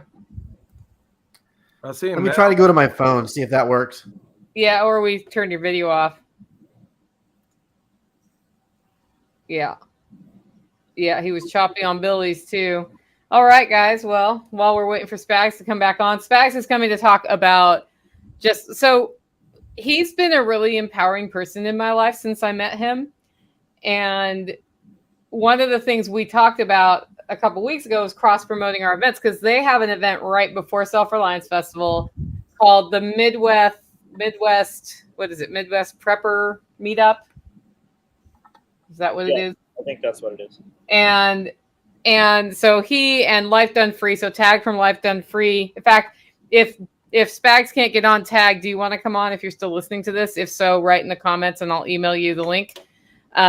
They've got a festival right before this, and we started talking, and we're like, why don't we start doing these more in collaboration? Because there's, we can overlap the Midwest with Tennessee. It's not that far away, and we can do a lot of fun stuff. So that's why Spags was coming on to talk about that. So we'll get to that, but I don't know. What do you guys want to talk about while we wait for him? When is spring SRF, John? I don't have a clue. No idea. I know you got some. Is there not a winter one planned? Well, here's my thought, is that we do last week of March sort of thing. I think we're out of the ice thing then, and then October, and that the other event is a alum only sort of thing. So that if we do something in the winter, it's alum only. It might be a little bit smaller, because if we do get an ice storm, it's going to be crazy. So that's kind of what I was thinking about. I don't know. What do you guys think of that idea? Yeah, that'd probably be good. Then we can put bodies inside more if we need to that way. Yeah, like cots in the garage if needed. You know what else? No, not that. I mean, just more people inside. Yeah. What else is cool is nothing else is going on then. Every homesteading festival, there's very few festivals of this type that are going on in the dead of winter or anything like it, or anywhere thereabouts. Things don't really start kicking until about April. Yeah. Yeah, and my event here is the last weekend of April. So if we kind of go last of March, that gives 4 weeks in between, so I don't lose my mind. I'm kind of like, do we do March or do we do May? March or May? May, the oven starts turning on. I think June was a bit warm, so I don't know. But it was Amanda's birthday, so that was fun. Oh, Midwest Preparedness Project.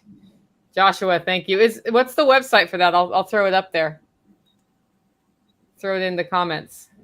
See, that's another cool thing about that freesteading.com is that we could be able to coordinate our events, because there's a lot of events that are stepping on one another that they don't have to be, or maybe they're in too close a proximity to one another, to where I've had people reach out and say, look, I would love to go to both of them, but they're spaced out at just a time. Yeah. Where I can't take vacation day to hit them both. So through that freesteading.com, I'm hoping we can coordinate in the future our events a lot better, to where we're not stepping on one another. There he is. Is it working now? Yes. You're live. Hey, Spags, tell us who in the world you are and why you're here. Dear Lord, it doesn't have a trigger. I don't know how to work it. I have no idea what was going on. Sorry about that. Did you reset your whole internet connection? I reset everything. Yeah. That's So sometimes thanks for having me, by the way, now that you can hear me. Sure, no problem.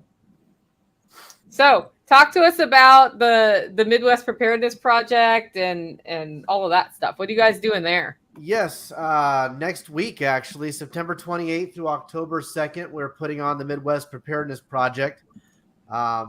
It will be a 5-day event. The first couple of days generally are for the hardliners who come out with their RVs or tent camp for a few days before things really kick off.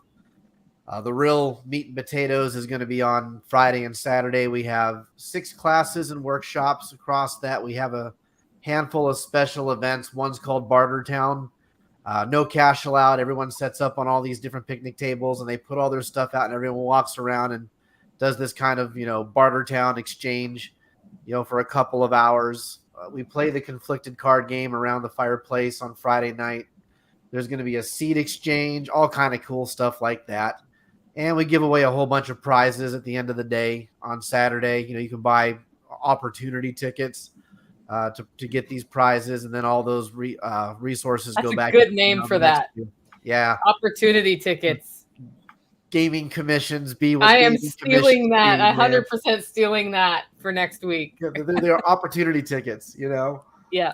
Because you can't say the dreaded R word in a free society, apparently. No, you can't, because that would be scary. Right. The crazier shit is it will be somebody in attendance that will want to make a big deal about it. Oh, everybody wants to fucking tell on everybody. Well, yeah. Well, we live in a society where being a narc or a rat's become encouraged. Yep. Imagine how their life's going to be if society does collapse. You're not wrong. So Tabletop Farm says, I wish I could be 2 different places at once. So do I. That's why we've been talking with Spags about not doing this to each other next time so we could work together. Yeah. But it's, if you can't get to Tennessee and you're in Kansas, then it's right there.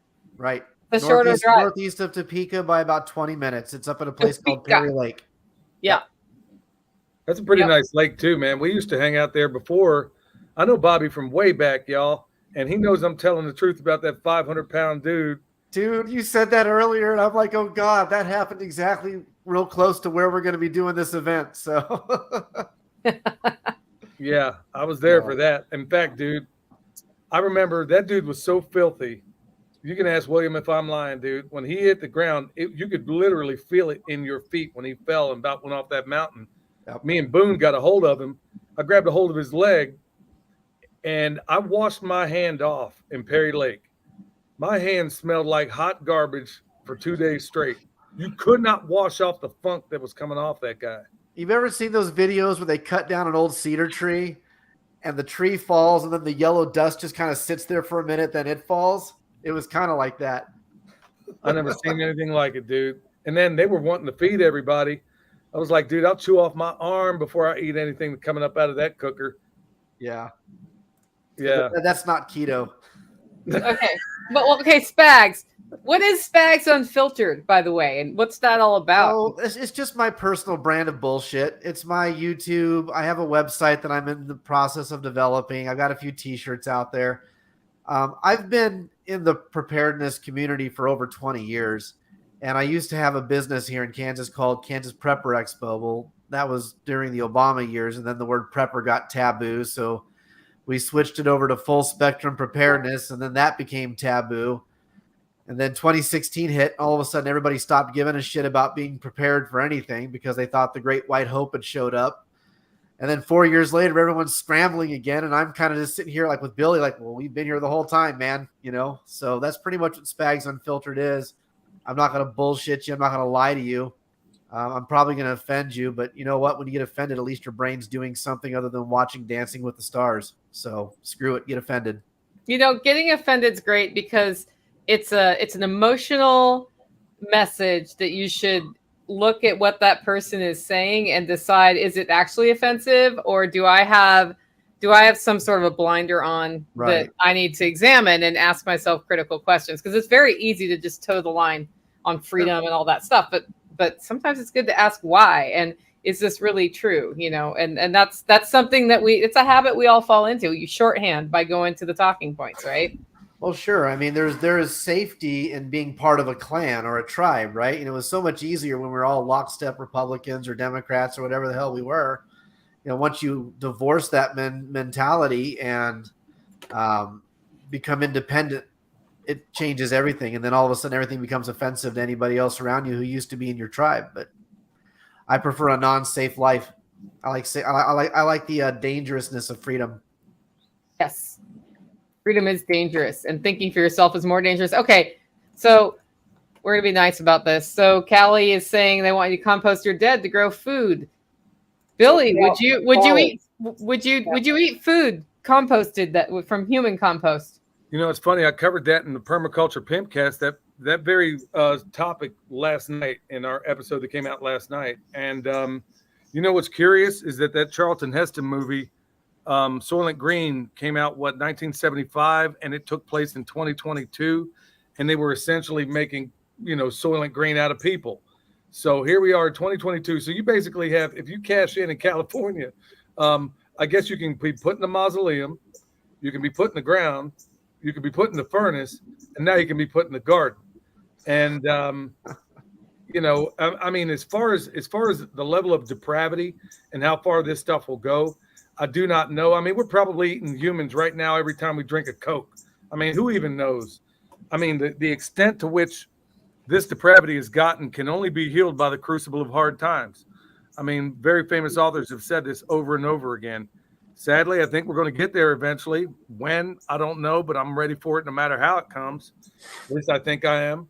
But when it comes to this whole thing of composting people, I really don't. I don't know where the bottom is. I really don't, because where's the dignity in death? Go to any.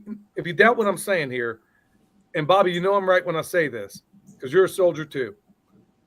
If you go, I worked at Leavenworth Hospital, VA hospital. It is falling down around itself. They couldn't give two dead flies about those veterans coming in and out of that place. Go drive a quarter of a mile over to the cemetery, and you'll realize, just like at Arlington and every other national military cemetery, they care more for the dead than they do the living. Mm-hmm. That's the kind of, everything is dressed, perfect rows, not a weed there, manicured beyond imagining. Looks like a French garden. That should stand testament to anybody out there that thinks your government cares about you. Who still thinks that? I mean, realistically, at this point, who the fuck thinks that? Not anybody on this screen, but there are some kickers and scratchers. I would say read the article for yourself. There's a lot of prepper channels, and all they do is read you a snippet. You'll notice they'll put up 10 5-minute videos a day, and it's very sensationalized. And if you look at them, they're all just making the same video the other guy made. And then when you realize Jack Spearco do the video, he'll actually read it, and you will find that it's actually mostly bullshit. There's some fragment of truth in there. And one of the guys, it's like playing telephone. The first guy says something, and the other guy has to take it a little more until finally the third, fourth, fifth guy makes the video, and there's no facts whatsoever in it. So I'm not in California. I don't care what California is doing. I left California. Do whatever Cali's doing. Like we grow enough shit here that we don't have to fucking care anything about what California is doing. Correct. Why do you think anybody would still be left there? I mean, with all the weird stuff it's going on. It's a trip, man. Every time I say get out of California, people lose their fucking minds. And it's people that are watching the videos where I'm saying it, right? I can say that. I came from California. I lived there for 30 years, right? I don't care what you do. But when people ask, like, it's not survivable. Right. And that's what you're going to find at the Midwest Preparedness Project is we don't have anybody come in and give classes that it's what I call prepper porn. It's the idiots who sit there watching The Walking Dead and thinking that they're prepared. Like, you're not going to get that with us. You're going to get real practical stuff about real practical things that are going to save your life. And it doesn't matter if the issue is the Illuminati and Godzilla coming down with reptilians dressed like Hillary Clinton. It doesn't matter if it's that or if it's just, a rolling brownout and your electricity goes out. It's going to be practical shit that's going to save your life in inclement weather or at the end of whatever you think's coming. So yeah, you're absolutely right. It's kind of like that channel on YouTube called Sun. Every video they show from the Ukraine-Russia conflict, it's the same video recycled a million times just from a different drone angle. And you realize they're just repeating the same thing over and over with no actual substance, but they get a million views. So yeah, we got to move past that nonsensical prepper porn stuff and actually get into the things where reality is being talked about and real world solutions are being offered. It sure is funny that people that talk about this stuff on a regular basis, like you and Bob, like Bobby and John, where you guys, or John even mocks it with the panic prepper thing, which I think is hilarious. Awesome. And then Bobby, you talk about it a great extent on yours, but it sure is funny that you guys don't, you guys I know are suppressed, especially John. But it sure is funny that these others, the bellicose ones that are out there, the sky is falling, boy, they sure get all kinds of promotion. But the ones saying, hey, take a step back, think this thing through. Does it make sense? Like John was saying, is it something that is really dogma instead of fact? Now, that thing regarding California, by the way, I read that article and I saw Gavin Newsom's response to it all. So it looks like it's in the work. I mean, there's no two ways about that. But by and large, I see exactly what you're talking about, John. People take this stuff, they run with it. Are we in dreadful place in this country? Probably. Almost certainly we are. But I'm not adding one day to my life by worrying about it. I'm well past that. I mean, Don't start no SH and there won't be no IT. Bobby, and I know you're all about that, keeping it real and worrying about. In fact, when 20 years ago, you were preaching the same thing. Your message hasn't changed at all. You were never one of those guys saying, well, like the 500-pound guy we were just talking about. Yeah. You were always the guy that walked the talk, which is why I always dug you from the word go. And by the way, your beard tickles. Oh, yes. My beard. My whiskers tickle you, baby. Oh, God. Thank you, Billy. That means a lot. You've been a good friend of mine for a very long time. But yeah, no, I 100% agree. I think the reason those other channels exist and they have millions upon millions of subscribers and millions upon millions of views is because, quite frankly, they work for the other side. They're spurring on a shit economy right now. And if you can convince people who think they're preppers or think they're homesteaders or think they're freesteading to just buy shit and stack it on a shelf in their basement, never to use it because they want it in pristine condition for when the shit hits the fan, then guess what? You're part of the George Bush era of, oh, we just got hit by terrorists. Go buy a fucking SUV and go to Disney World. That's how we do. That's how we defeat the terrorists. It's that same mentality. It's the commercialization of crap that spurs the bullshit economy that's not even real. So that's why they're still here and why John gets suppressed. And John's a capitalist. He sells a million things. I mean, dear Lord, I am a disciple that worships at the altar of SOE gear. I have 4 micro rigs myself, but he's not selling you crap, right? All these other folks who are like, oh, here's this 19-in-1 tool that can, do everything from check your anal temperature to the barometric pressure outside, and everyone buys it because someone on YouTube said to buy it. It's an addiction, right? Yeah. Because everybody wants to belong to something, and most people don't belong to things in real life anymore. So you can get on the YouTube channel, you can get in the Facebook group. I mean, how many times do you see in a prepper group, I have $15 to spend. What should I buy? You shouldn't fucking buy anything. You should turn 15 into 1,500. And it's the mindset, because you can get the endorphin release as though you've done something, but without having to actually do it. And a lot of it can take place in that 8 hours that I don't have time for, that 8 hours that you're not at work and the 8 hours that you're not asleep. They're sitting, they got the laptop or the phone while the television's on and, whatever it is they're doing, rather than being productive. Mm-hmm. And it's easy to fall into. I've said that forever. We could take those same videos they make and just literally remake word for word. I can transcribe it out and read the same thing ourselves and do the exact same thing. Yeah. Ben's asking how to donate to the prize table, Spags. You can email me, BobbySpags79@gmail.com. Yep. And if that's for SRF, you can see Mama Sauce at the Hollow Roast booth. Hey, Bobby, We've already got all the prizes for this year, but we're putting on shows next year. So if you donate at this point, you'll be a 2023 sponsor. Bobby, you said a moment ago a term that a lot of people, and I love that you and I think Tag invented it.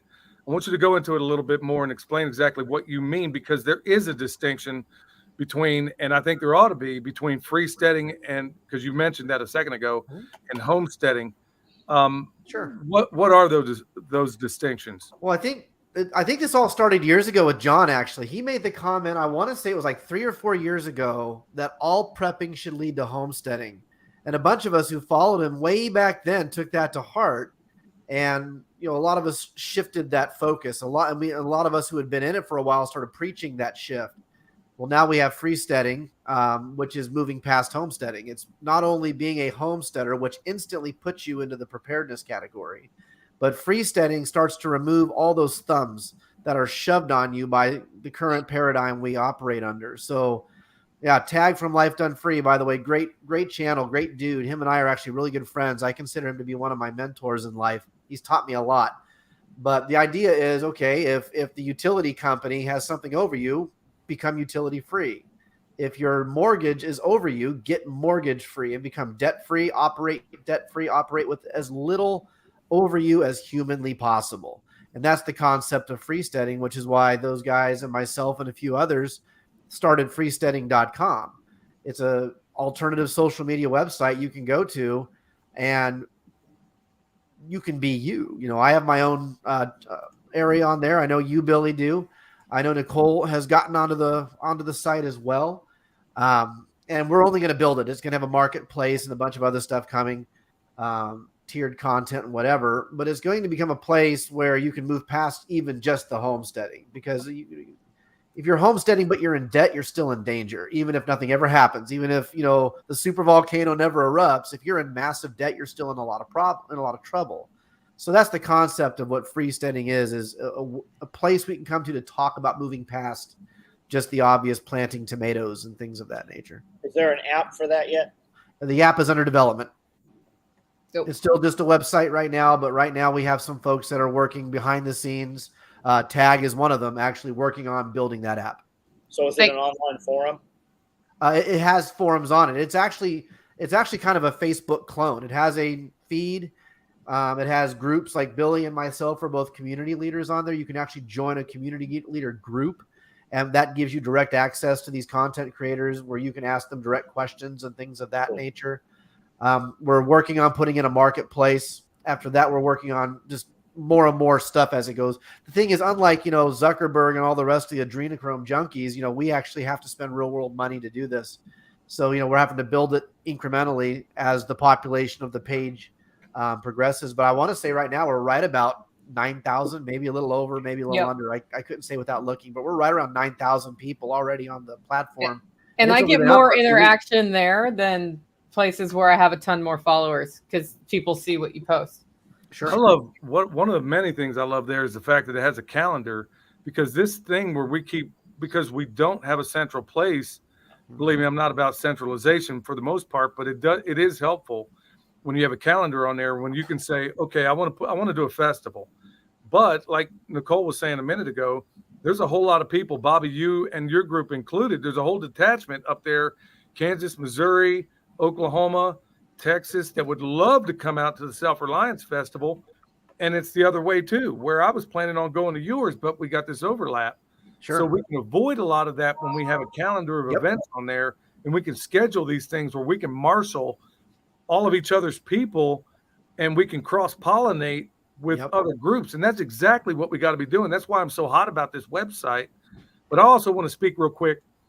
I love the evolution that you and Tag, or mostly Tag, has made from homesteading, because there's a whole lot of in-debt homesteaders out there. Have no fear on that score. I love the notion of freesteading, and I love the evolution of where it's going and what you guys are standing for. That's why, when I found out it was going, I had to be on board, man. I'm thinking this thing answers so many doggone problems that we have, and I just love the transition, because, it should be freesteading. not homesteading, freesteading. Yep. It's like that one homeless guy. He was homeless. His name is Freeman Fly. He was living on the street by choice. And they said, well, dude, how do you feel being homeless? His response was, I'm not homeless. I'm home free. Mm-hmm. And there's a difference. There's a big Yep. difference. And I think you guys are providing it. We're trying to, and like Nicole alluded to, and you alluded to, this way we can all start to coordinate with each other so that our events stop overlapping. Because a lot of us have been established in our own little respective corners of the world, but once they created this website, now we can all join our forces, right? And we can be like, okay, April is for this, and May is for this, and we can all kind of work that sort of thing out behind the scenes, and that way people can start. I'm a big duck hunter, right? And one of the big things in waterfowling is called the highway flyway, where you start up in North Dakota and you follow the birds all the way down to the Gulf of Mexico. And if you're really rich, you go into Mexico and hunt them there too. Well, we can do the same damn thing, right? Like, we can create this culture where all of our little respective regional areas create these clusters, and then people can start, all year long, follow the trail, go back and forth, coast to coast, north to south, whatever. Appalachia to Rocky, if you want to avoid the coasts, whatever. But we can make it where everyone has the ability to start participating in so much more of these events that aren't just, commercial bullshit things where we're trying to get you just to buy another magazine or something. So Yep. Tabletop Farm said fear is one of the easiest ways to control the sheep. I agree with you. And I think it's even way beyond that, right?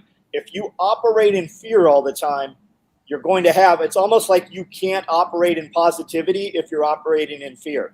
You cannot achieve a higher level, and you cannot, whatever it is you're meant to do or whatever it is you want to accomplish, you can't do that if you are programming yourself constantly out of fear. You're not going to be rested. You're not going to have full mental capacity because you are just, it's that fight or flight, constant. And if you're sucking off of that, you are becoming desensitized to it. You're not going to operate in the manner that you need to accomplish anything great in life because you're constantly back there. I do it. I listen to Pinball Preparedness and Southern Prepper and all those channels. I did it for years. I would every day see what's being said, right? Oh my God. You know what would happen if you turn that shit off? Turn off all of it. Don't watch any of it for 3 years. You know what would happen? You would have had a lot more shit done in the last 3 years. And if we really believe any of that's happening, I'm 50. Every day there was something that's going to wipe out the world. We just have access to the bullshit more, so we can see it from 20 avenues without having to read it in a newspaper or a magazine. So every day of my life for 50 years, something was going to wipe out the world. So if we really believe that that's accelerating, wouldn't you be better off figuring out how to make more money so that you can actually do something worth doing rather than buying a bunch of trinkets and bullshit? 100% agree, man. If half these people actually believe the things they claim to believe, they wouldn't be living the way they were now. They would be doing fitness too. Yeah. It's free. Or at the very least, a good chunk of them who are just really materialistic folks, they'd be in Vegas snorting cocaine off the tits of strippers. They wouldn't be out there with a compass and a Pharaoh rod if you thought the earth was ending in 3 weeks. To point out, if we really believe the things that you're typing out there, right, and you're sending them to 20, 50, 100 of your friends, if you really believe that, why are you still paying your fucking property taxes? Right? Why'd you pay the IRS? Because you're not fully convinced. Right. I agree 100%, man. You want to watch some shit? Didn't one of the moons on Venus just crash into Venus and the planet's wobbling? Didn't it lose, like, some planet just lose a bunch of its rings?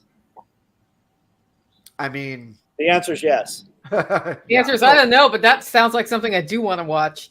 Yeah, that's something fascinating. That's what I'm talking about. That's something, I think there's those of us also, and I think, John, you can also, I didn't always have that ability to be able to delineate between what was a BS and what was real all the time. And I was in that heightened state of, I can call it anything, but I'm going to call it what you called it. And truth is, it's fear. Foolish fear, irrational fear, like you said, that if I want to do, like I say permaculture is my passion, and it is. I mean, I live for it. I eat, drink, sleep it all the way. But at the same time, one of my other big passions is getting kids rescued from child sex trafficking. And what I learned from you is that if I'm going to be able to enhance my ability to do that, then I got to make money. Yep. If that's my passion, if it tears the life out of me to know that this is happening to these children, then like you told me, it's my obligation to be able to put as many of my resources. If that's what I'm passionate about, then I have got to make a living that pays for that. And that's the transition I made. So you can either take this stuff, turn it into anger, which turns it into productivity, at least in my case, and then turn it into rescuing people. So it's all a matter of how you use it. But there are too many. I mean, I used to be one of those people years and years ago where and I think it goes right back to that fear. If I didn't see my way out of it for the longest time, now that I'm out of it, I'm like, okay, man, I'm done. I've done all I know how to do. Whatever happens, happens. And there's an element of being entertained through fear that we have to admit is there, right? How many of us read Stephen King growing up or watched, the Freddy movies or any of that stuff, Halloween, all the stuff that came out?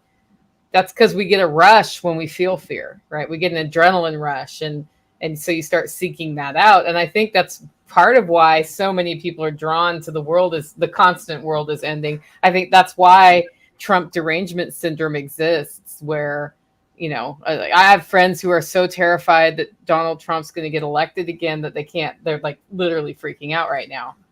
And that's compared to what is happening right now. Who fucking cares? I mean, yeah, Right? It makes no sense. That's part of the reason we started doing the festival, accountability. So many of these YouTube channels you watch, you see this sliver, right? And here's where the panic prepper thing started. I watched this dude talk about how he was going to fill all these sandbags up, right? And he's like, I had all this sand dropped off to fill these sandbags. No, you're fucking lying. You had the sand dropped off because of the fucking block project. You have some guys building some walls and shit with over here. And then he fills one sandbag on video. That's all there was. I'm like, and then I watched one of the other channels that's been mentioned. He's like, you guys are going to need some outdoor cooking. So here's my outdoor cooking area because you're going to have to, you know what he had? He had about 10 cinder blocks, kind of in an octagon shape. That's all he fucking had. He didn't cook shit. He didn't show shit. And every one of these dudes, when you see them stand up, they're 200 pounds overweight. Like you're retired. You report the news with the slant that your audience wants to hear, but there's no actual accomplishment. There's no achievement. So when we started, like we had 2 or 3 parties during COVID, hundreds of people showed up. I'm like, Nicole, everybody showed up.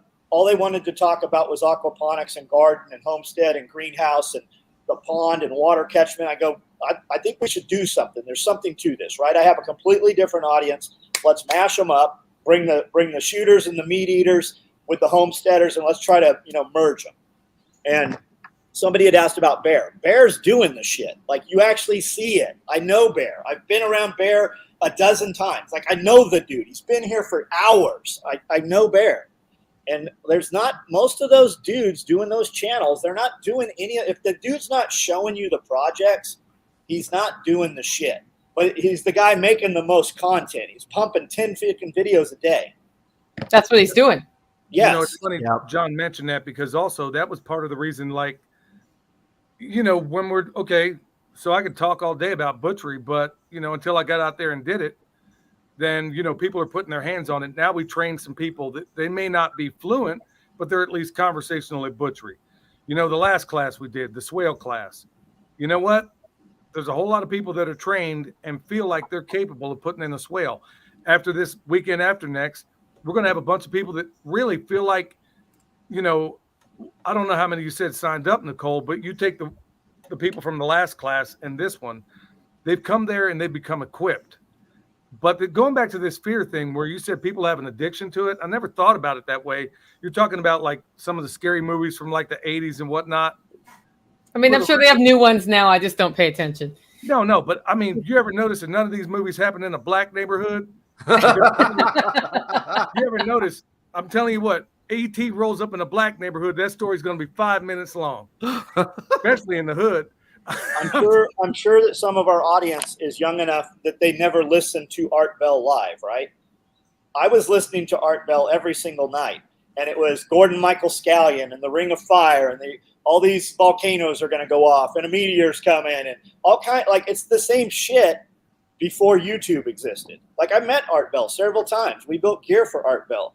It's very entertaining. It's very thoughtful. Maybe there's some of it, like we know some of it's there, right? But none of it's killed us yet. And if I'd never listened to Art Bell and I wasn't listening to this thing, I would never know any of the, like the COVID shit didn't affect us here.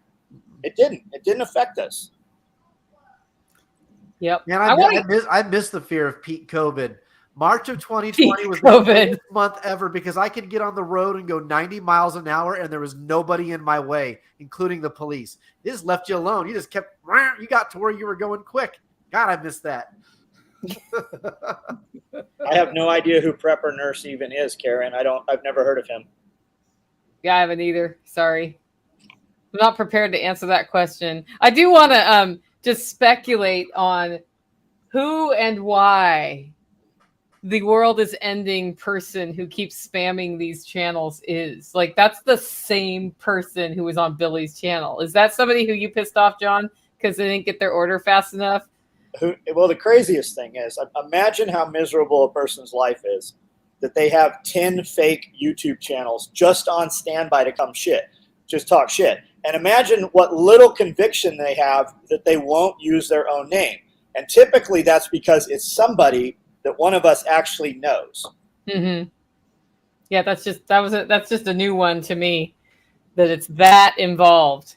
Well, that just means you've unlocked the new achievement levels. All that means. Yeah, that's just crazy. I think I finally blocked all of that person's profiles on my account. You'll have some more. I know. They need a day to set it up, though. I mean, you got to set up the new email and verify it and get it all going. Yeah, you just buy accounts. They buy them. That's a lot of effort for nothing, though. I mean, Jesus, man. Can you imagine how much better your life would be if you took all that time and effort and put it into something like, I don't know, teaching your kids something? Or like, I don't know, a fucking job? Well. Cooking meals from scratch tonight? What's that? Hey, Bobby, hold it 10 closer. minutes is all it takes. Hold that thing closer, Bobby. I'm not sure if it is that who I think it is. Oh, Greta. Get you. That's my puppet I use for my shows a lot. Hey, how dare you? We had her green screened. We had her green screened into a video we did a few years ago. I got to ask, John, are you going to get any more Cockdozer stickers made? I've got to get one of those, but they're always sold out. I don't know the answer to that. I'll look and see if I have any. Yep. Okay, here's a question. Is the local sheriff's department friendly to SOE and SRF? I had dinner with the local sheriff a couple weeks ago. We are friendly. It is not the sheriff, though. It is most likely somebody else in government has asked the state troopers to come over. Yes, we're friendly with the sheriffs. Yep. Okay, that's good to know. I am outspoken in the community. For instance, today on a local Facebook group, we have all these people who have moved here from other cities, and there's this turmoil that we don't have bowling alleys and a YMCA and all these things for children to do. And I said, well, a YMCA is a franchise. You have to buy that. A bowling alley is a business. So there's a lot of good idea fairies here. You should probably take your money and run that as a business. The difference is when you click on most of the people having the conversation, they are welfare recipients. They are not businessmen. They are not even employed. So they've moved here. They've left a city for some reason. And now they want to turn this into what they've left. So that's probably a piece of it. Yep. Yeah. Okay. This is a very important question. If you have a great radio face, is that a good pickup line? That's for you, Billy. Honestly, I mean, that video I did the other day was more about it. Honestly, it was a result of, it was a conversation I had with a friend of mine, a good friend of mine, who basically is having a pretty tough time finding a good homestead hunting. And so it was more of a joke than anything. I mean, it wasn't anything, but I understand you're joking as well. Look, y'all, I mean, the thing is, I better address this because I got a lot of emails about it. Look, I know there's a lot of lonely people out there, but I think John said it best at the, in fact, he said it a number of times on the live streams that I've been there. Look, if you're waiting for some apocalyptic whatever to unfold before you go looking for somebody, yeah, you might have a whole lot of game if everybody's starving and you got a 50-pound bag of rice. That's foolish, though. Honestly, like John said before, go to the Self Reliance Festival. If these are where your interests lie, then go to the place where those women are likely to be. Like me and William were at the booth at the last Self Reliance Festival, and so I was joking with Nicole. He had a toothpick. He's like, "Yeah, look at that Nicole up there. You know her?" I said, "Yeah, I know her." He says, you gonna hook us up?" I don't know if that was the same guy talking to John, but he came over to the booth and had us rolling. And I said, "Well," and I was watching this dude. He never once. You were standing by the door next to the guy that had that two-story thing of hooch by the front door in the John's place. He was sitting there watching, and then he walked away, went to the Porta-John, came back. Never once. I mean, you were kind of over there like getting out of the heat for a minute. Dude had an open opportunity to come up and say hi. I mean, he never did it. So look, if you're looking for somebody, y'all, go to the Self Reliance Festival. Go to Bobby's Festival. It's the most likely place you're going to find somebody. If you want a girl that you're going to read scripture to and quote Bible verses, you should probably find a chick that likes the Bible. You probably shouldn't get her from a strip club. You want somebody that's going to homestead, you should probably go to some place where there's homesteaders. You want a chick that's going to go mountain biking and kayaking, go to REI and pick her up. She's going to have hairy-ass armpits, but you might be able to get her to shave. Like, you have to go where those people are that have the interests. You're going to be miserable trying to create the spouse that you want out of something that is not the spouse that you want. That never works. That never works. Nicole, my answer when they constantly ask, "Well, what about?" I'm like, "You married the wrong fucking bitch. You married the wrong one. Go get the one you want. Like, you married the wrong person." Lady asked me the other day. She's like, "Hey, I want to move. My husband's not. I want to go." You married the wrong dude. I don't like. That's the real answer. What about from a woman's perspective, Nicole? How would I mean? Is it the same advice, or would you go about it differently? Yeah, so I'm coming from a weird place where, yes, I am single and I feel absolutely no pressure to find a partner. If the right person comes into my life, then I will make space for that. But I'm not at a place, I think a lot of people are at a place where like, I want somebody. And that's a totally valid want. I can understand it. Ask yourself why and why your current other relationships, like how are those and why is that not fulfilling that hole? And maybe think about going to a psychologist and working through boundary issues or whatever it is, because when you get to the place where you're happy in your life, I think it's easier to find somebody else who will be a true partner to you, because we all go through ups and downs and we have to support each other. So so there's that piece. So I'm always like, I don't know. I want to get to know somebody, without necessarily the intention of anything until we know if there's an attraction there, great. But I won't get to know somebody who doesn't talk to me. And if you're too scared to talk to me, we are not compatible. If you are too scared to talk to me right now because I'm a personality, we are not compatible because I'm a strong personality. And I will need somebody in my life who, when I say some bullshit, is not afraid to say, "That's some bullshit you just said, Nicole." Right? Isn't that what we all need? You can't be the man that slays dragons, then you're certainly not the guy who's just going to walk up and talk to somebody. You can't. If you're playing Dungeons and Dragons on the weekend, you're probably not going to walk up and fucking romance Nicole. Like, you got to be a strong motherfucker to even be friends with Nicole. Wait a minute, you saying she's not into like the 27-sided dice? Like, you can't come up. I might play D&D. I give it a shot. I used to do it years ago, but yeah. Bobby, you can be a strong man and play D&D. I don't care. Now, Bobby's into blow-up dolls and stuff like that because people were asking.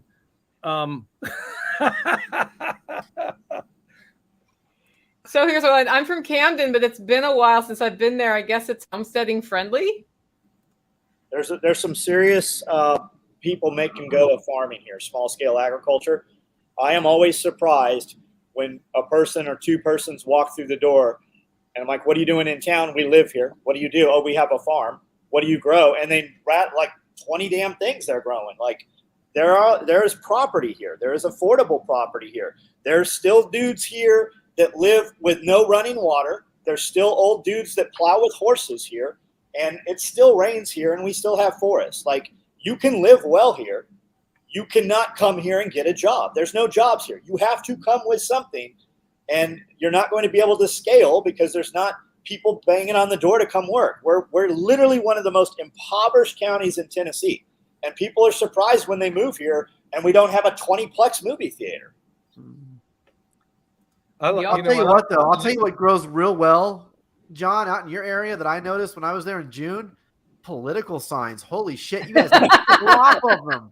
Well, there might be more because we're going back into another. You guys had a food forest of political signs. I was like, Jesus, how are people not rolling through here with 12 gauges like they do around where I'm from and shoot the stop signs and things? I'm like, my God, there's a lot of signs. Because we don't have any real crime here. We have like petty crime and crackheads and shit. Yeah. So if there was kids rolling around with shotguns, the police would have actual real work to do. Like, they would be on that shit pretty fast. Oh my gosh, that was a lot of signs though, man. I was like, God. Tons of them. Yeah, but what got me there is that they were expensive signs for jobs that don't pay that well. So it makes you wonder, what's the real motive there? Graft. Why do, like, every school here gets repaved almost every time there's a major holiday? They put new blacktop down. Who pays for that shit? Where does it come from? Grift. Awesome. Okay, I have a question. I have a statement from Tori that I thought I wanted to talk about. I saw it earlier. I don't know if she's still on. She listens to my podcast, so she'll get the audio of this too. I ordered a pressure canner and have no garden harvest to can. So this year's been a hard gardening year. And when that happens and you're excited to can, it's time to go out and see who was more successful growing vegetables in your area than you. I do it all the time. I grow a lot of my food. I also spent about $150 on other farmers' surplus this year and put it in jars on my shelves because green beans in particular, didn't grow as many of those as I wanted. And I like having canned food. So Tori, if you want to use that canner, go to your farmer's market and see, I don't know, depending on how your season rolls where you are, there might be some people with some surplus that they'll make you a deal on. We go into the farmer's market, Amanda and I, and I'm like, how much for all of your jalapenos? How much for all of your okra? How much for 200 pounds of peaches? And that's what we do. That's where we get a ton of stuff from the farmer's market, even though we grow it. What's up? Billy, you're a little bit pretty. Oh, Michelle. Hi. Sorry, I got roped into this. I'm not really sure why he just told me to sit down. So let's see them guns. I don't have any guns to flex. I've seen them. I'm working on them. Anyway, sorry too. So what does Billy eat ice cream and donuts? What's the real deal? Let me tell you the real story. The real one. He blames me because he says I bake. But I haven't baked in a long time. And if I don't bake, he goes to the bakery and then he gets whatever he wants if I don't make it. So that's the real story. Can you have him bring some bakery here next week? It's not even very good. I'm not even really impressed with that bakery. The best bakery ever is in Kansas City. Dolce. There's some pretty good ones in Las Vegas. Not too far from Bobby. Yeah, what's going on? But you and I know the people eating at that bakery too. No, that's true. But it's good. That's the best bakery. One of these days, I'm going to drive back to Kansas City just to get Dolce. You guys should come back to Kansas City. We'll come up with something where you guys can come visit again. Yeah, we should. Big Al, what does that mean? There's false selling. I think so. I know at my farmer's market that towards the end of the season, some of the farmers will go to the Amish and buy vegetables and resell them. And if I ask them, they tell me. That means that there may be pesticides on those. Got it. Depending, and then some will go to like wholesale grocery chains and get cases of cucumbers and stuff. So that's what that means. Okay. Yeah, we always ask them, did you grow this? Most of them didn't grow it. Yeah. That's what's really up at the farmer's market. Some do grow and some just resell. Got it. It's still good practice for canning. Yeah. I mean, So sourcing cucumbers without wax coating on them is really hard, unless you get it straight from the farmer. Why would you want to do that? Well, if you want to ferment cucumbers into pickles with the fermentation process, that wax coating stops the bacteria from penetrating in and getting it done. No, don't leave. Anyway. Thanks, honey. We all want Michelle on more than you, Billy. That's where we're at this point. She's definitely, yeah. Look at him watching her walk away. You dog. Look at you. Hey, girl. Hey, That's girl, good. marry That's someone that looks that's at a you sign the of a way good Billy marriage looks at right his there. wife. Yeah, I'm really excited because really she's the brains of the outfit in so many different ways. And we kind of forced her. William and I actually conspired to get her to come along with this, because what people don't realize is I may be talented at certain things. All of us have our certain talents, but she is wicked smart at so many more things than I'm ever going to have. And I'm glad she's actually going to be here at this, because William and I conspired to make it happen. And she was looking for all the reasons in the world to not go, until really Amanda kind of talked her into it. And until she met Nicole, when Nicole came here, because she's always thought, I mean, and I'm just going to be frank here, is that a lot of women within the homestead community, man, I don't know how to say this without coming off the wrong way, but a lot of them just don't. Nicole, Michelle, Amanda, and a number of other women that are going to be at this thing kind of look at homesteading, freesteading in the same sort of light. And she doesn't get a whole lot of exposure to those people. So I guess she had a little back and forth with Amanda. And when she met Nicole, she's like, okay, I think I might have found my tribe here. I'm like, I've been telling you this. So finally, she's going to get out here. And if we can get her out of her shell, she's going to knock everybody's socks off when they realize the full extent of really how much I am a blundering idiot when it comes to guilds compared to her. So I'm glad she's going to be there for that. Right on. Yeah. You know, and I think it's one of the things I love about Amanda. No bullshit and no drama.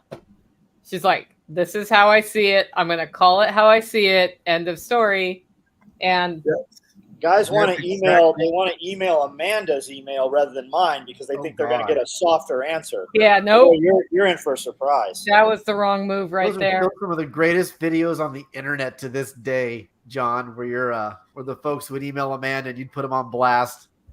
Those were the best videos ever. Okay, so Josie's asking, this one's for you, John. So if no one wants to work in Camden, is there a niche for someone who likes to work hard to come in and do whatever needs to be done reliably? I think that works anywhere. Yeah. Anywhere at all. Yeah. Anywhere. It'll work in my county too. Yeah. Well, make room, man, because honestly, when I'm out there, I'm pretty sure that when Michelle sees it, because we were looking for a Western Command, I ain't just talking here, man. I hope if any, nothing, that's one thing I love about this crowd. Bobby's been this way forever and a day. I don't just talk. I know that everything we've said we're going to do, we deliver, whether it's the swale, whether it's the food forest, whether it's the butchery. And honestly, we're looking for Western Command, so to speak, because there's so much opportunity there. Other people may roll in there and they don't see it that way, but I do. So we're actually going to be looking for something around there. Good. Cool. You should probably come on out this week and just spend some time here early. Well, we That's got it. great. Okay, so guys, I think it's about time to wrap up, and I think Bobby has another I appointment. like how coming she up. just cut you off when you were about to make an excuse. Go ahead, Bobby. Yeah. Well, I'm making Bobby's excuse, because otherwise he was just going to slip off the screen. Let's go runts around the horn and wrap up. Bobby, you start so you can just peace out on us. All right, guys. Well, thanks for having me. It's been a pleasure. Billy, is always great to see you. John, you're a class act. You're one of my favorites. Nicole, I'm very happy I got to meet you. Midwest Preparedness Project. If you're in my neck of the woods, Self Reliance Festival. If you're in John and Nicole's neck of the woods, and when you all have a chance, go over to freesteading.com and get the fuck off fuck book. All right. Thanks for joining us, Spags. Thanks for having me. All right, Billy, what do you got for us? Hey, I want to talk to you and John just briefly when we get off of here. I know everybody's got things to do, but I wanted to hit you up about something. But hey, thanks everybody. It's always a joy to be here. I'm looking forward to the next Self Reliance Festival. And anybody that was wondering, you've been sending emails and stuff like that. Look, y'all, next year, 2023, if you want to be in any space I'm going to be in, look, we're basically the only one we're going to do is pretty much Self Reliance Festival. In my view, there's other good festivals out there, but there's nothing better. And honestly, that's where my tribe is. So if y'all want to see us, that's where we're going to be, as long as they'll have us. Same. That's the only one I'm going to. We already knew that. I don't John, get invited to other ones. I think you people do. are You get scared. invited to mine in April. There's one like 20 minutes from here I don't get invited to. Wow. Cool. Well, John, what do you got for us? This is the shirt this week. We do a shirt every Monday. We do 120 pieces. They typically sell out overnight. We build nylon tactical gear. We're not the easiest company to do business with because we make the best product. We have a text app and an email app that you can get on from the website, soetacticalgear.com. I do a live video almost every night at or around 9 o'clock. And the conversations are similar to this. We can have a conversation literally about anything you want to talk about. So join in. We put up 3 to 5 videos every day on YouTube. I've got, I just kind of walk around with a camera, record a bunch of stuff, and I have a good video dude that kind of makes heads or tails of my bullshit. So jump on, and we do some homesteading stuff, and we do a lot of business advice stuff and business motivation, and there's something for everybody. Yep. And when he says high quality nylon tactical gear, every time I find myself in a situation where I need to have a bag that is not one of the SOE bags, I'm wincing inside. And we're not going to talk about why that happens, but it does happen from time to time because I know that in another year I'll be replacing that bag. But like John Willis's toiletry item bags fit my podcast rig perfectly. So when I go on the road, I can put it all in that bag in my suitcase. And I don't have my mic over here and my mic cable over there and my recording box over there. And that bag's not going to fall apart, which is awesome. I hate having to buy things twice. It's a thing. So heirloom quality gear. Yeah, he's not kidding on quality. It's very impressive. And I didn't really understand until I saw it in person. And then I totally understood. Anyway, guys, thanks for joining the live stream. If you haven't followed all of our channels, please do that. We got Permapastors Farm, Special Operations Equipment, and the Living Free in Tennessee YouTube channels. I do a podcast 3 days a week, but now it's 5 days a week. That just happened this week. So that's kind of an exciting new thing at Living Free in Tennessee. I have an interview show. I hadn't been playing interviews for a while because we've been doing this show. Those are coming back. And then on Friday, I record a live homestead update show followed by Q&A. We've divided the Q&A out into other shows. So if you're a podcast listener and want to check some stuff out, that's livingfreeintennessee.com. Also, we are getting close on Self Reliance Festival tickets. So you should get your ticket soon. That's selfreliancefestival.com. Thanks so much for joining us. And we will maybe not live stream next week. That's a little up in the air because I'm driving to Camden on Wednesday. So John, I'll talk to you about that. And if we do live stream, it won't be at noon on Wednesday. So make it a great week.